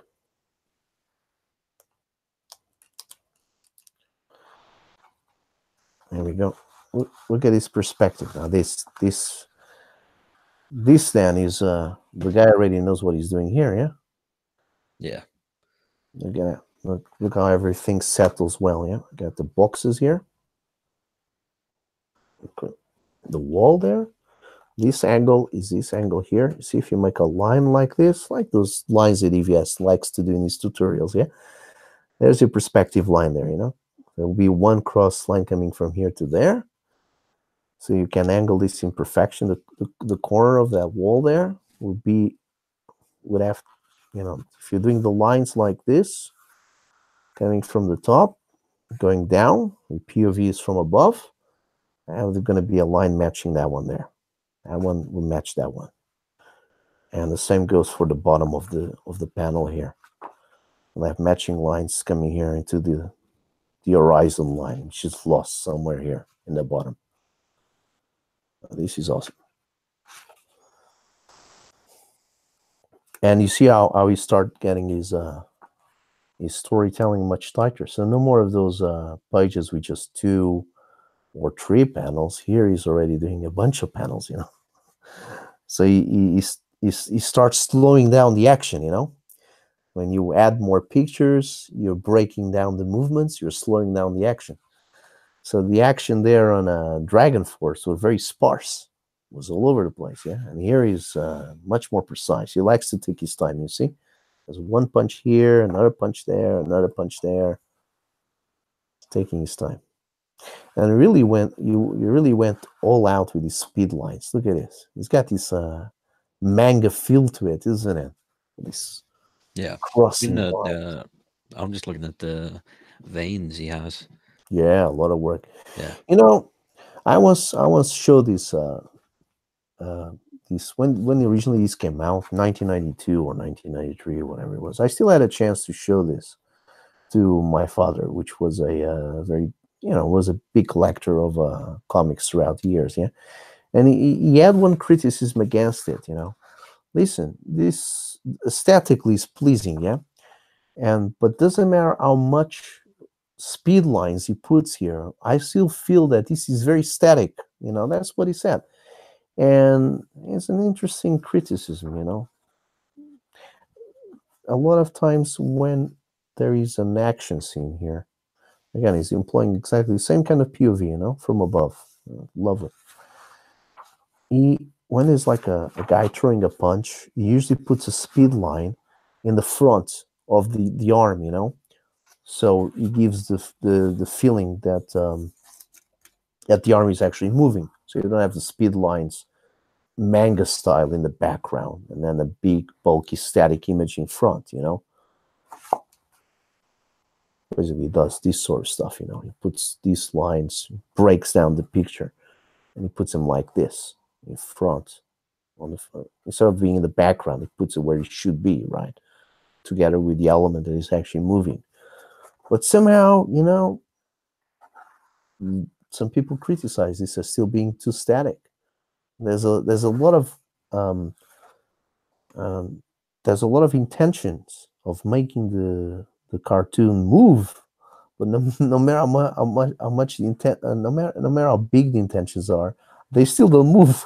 They're still too static. That was a criticism, Like for example, here, this is a particularly revealing panel, yeah, because Pete here is pushing this guy into the ceiling, yeah.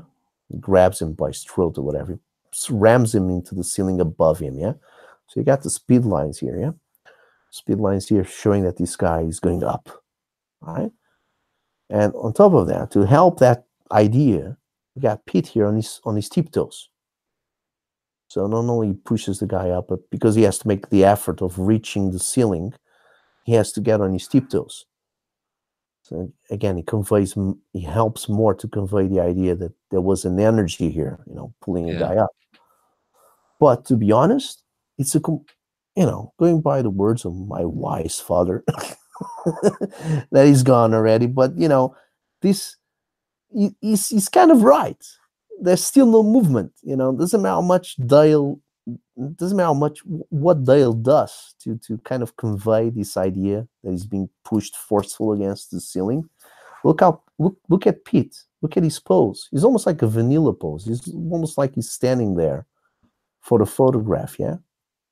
There's no motion in Pete. There's no sense of motion. That's the point. There's no speed.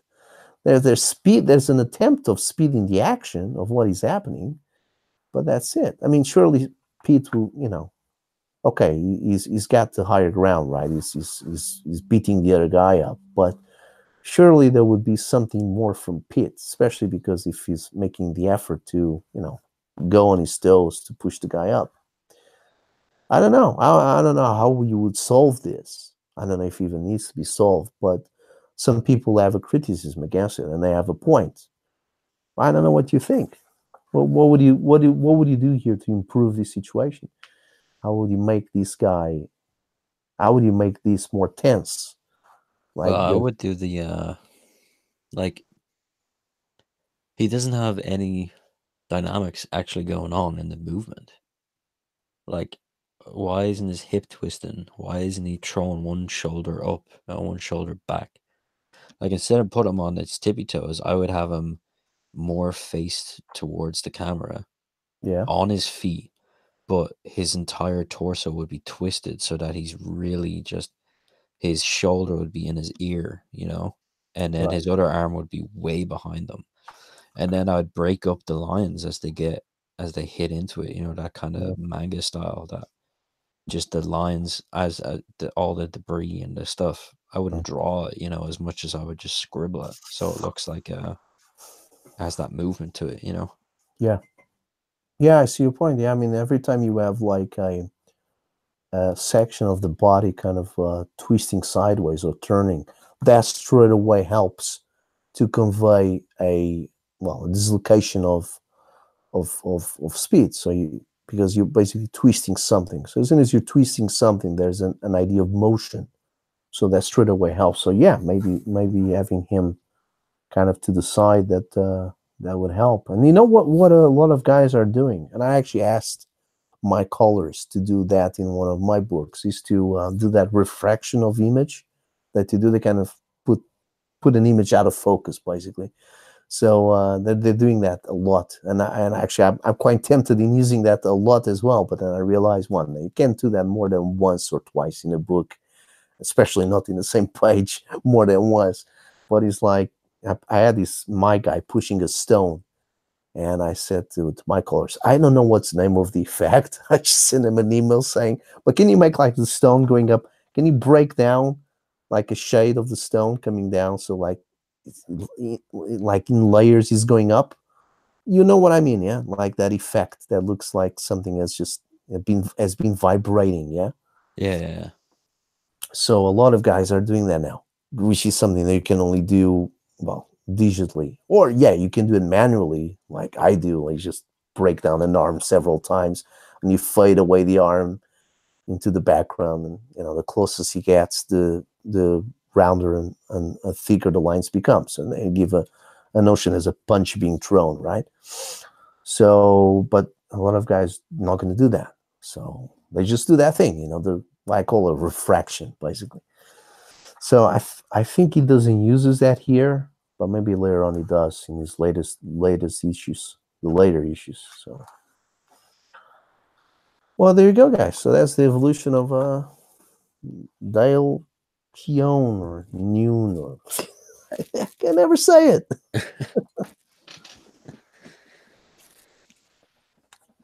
All right, that's it for today then. All right. The page is finished, and I'm probably going to read Dragon Force now, actually. So you should listen to Dragon Force while you read it. I'm gonna have a look at it. Actually, I have no idea who they are, but Dragon Force, the band, I will definitely. They got popular through the Guitar Hero game, you know. Oh, I see. Because they were like their songs were so extreme that it was like a challenge to play them on Guitar Hero. Oh, okay, Guitar it's Hero. Trash. Yeah. It's trash. It's not. It's garbage music. Right, got it. Oh, so he's that sort of guys. They just do like tempo beats for a and like you know, crazy. It's like it's almost like Japanese. You know, like that crazy Japanese rock music. That's like super fast. Metal Babies or something. No, it's like just the stuff that plays in like anime and stuff. That's like super fast, and it's like that. It's like mental. I think I know what you mean. Anyway, I was about to say when you said Guitar Hero game, I immediately thought about the Jack Black video game, which is something else, which is like an action game. Oh yeah. I can't remember the name of that, but it's quite cool actually. I wanted to play that game. I never had that game, and I'm thinking of going back to to the back catalog, of the Xbox and getting that one, because I think it's pretty cool, that one. He's got a guitar, and the guitar is his weapon, basically. So Yeah, basically made like a fantasy story out of like all these rock characters and stuff, right? I Ozzy think was in so. it and stuff. Yeah, he's got like the characters that are in the Meatloaf album covers, yeah. Bat Yeah. demons and stuff like that. That's the sort of stuff, like Iron Maiden, zombies, that's the sort of stuff that is all over the video game. So yeah, I think it's a pretty fun video game, actually. And at the time, you kind of got bit bashed. I'm tempted in getting that, to be honest. Okay, anyway. So right. Thank you very much for dropping by, everyone, and we're gonna stop now and yeah, subscribe to the channel. Yeah. Carl, do you got a channel? Yeah, I do. I have some speed drawing videos up and stuff. It's just Yes. Carlo Rowe, my name. That's right. I remember that. Yes, now I remember. Now that you said, I do remember you have that. So subscribe to Carl's channel as well. Okay, guys? Everyone. Okay, thank you very much. I'm going to stop broadcasting now until tomorrow or next week. Bye-bye.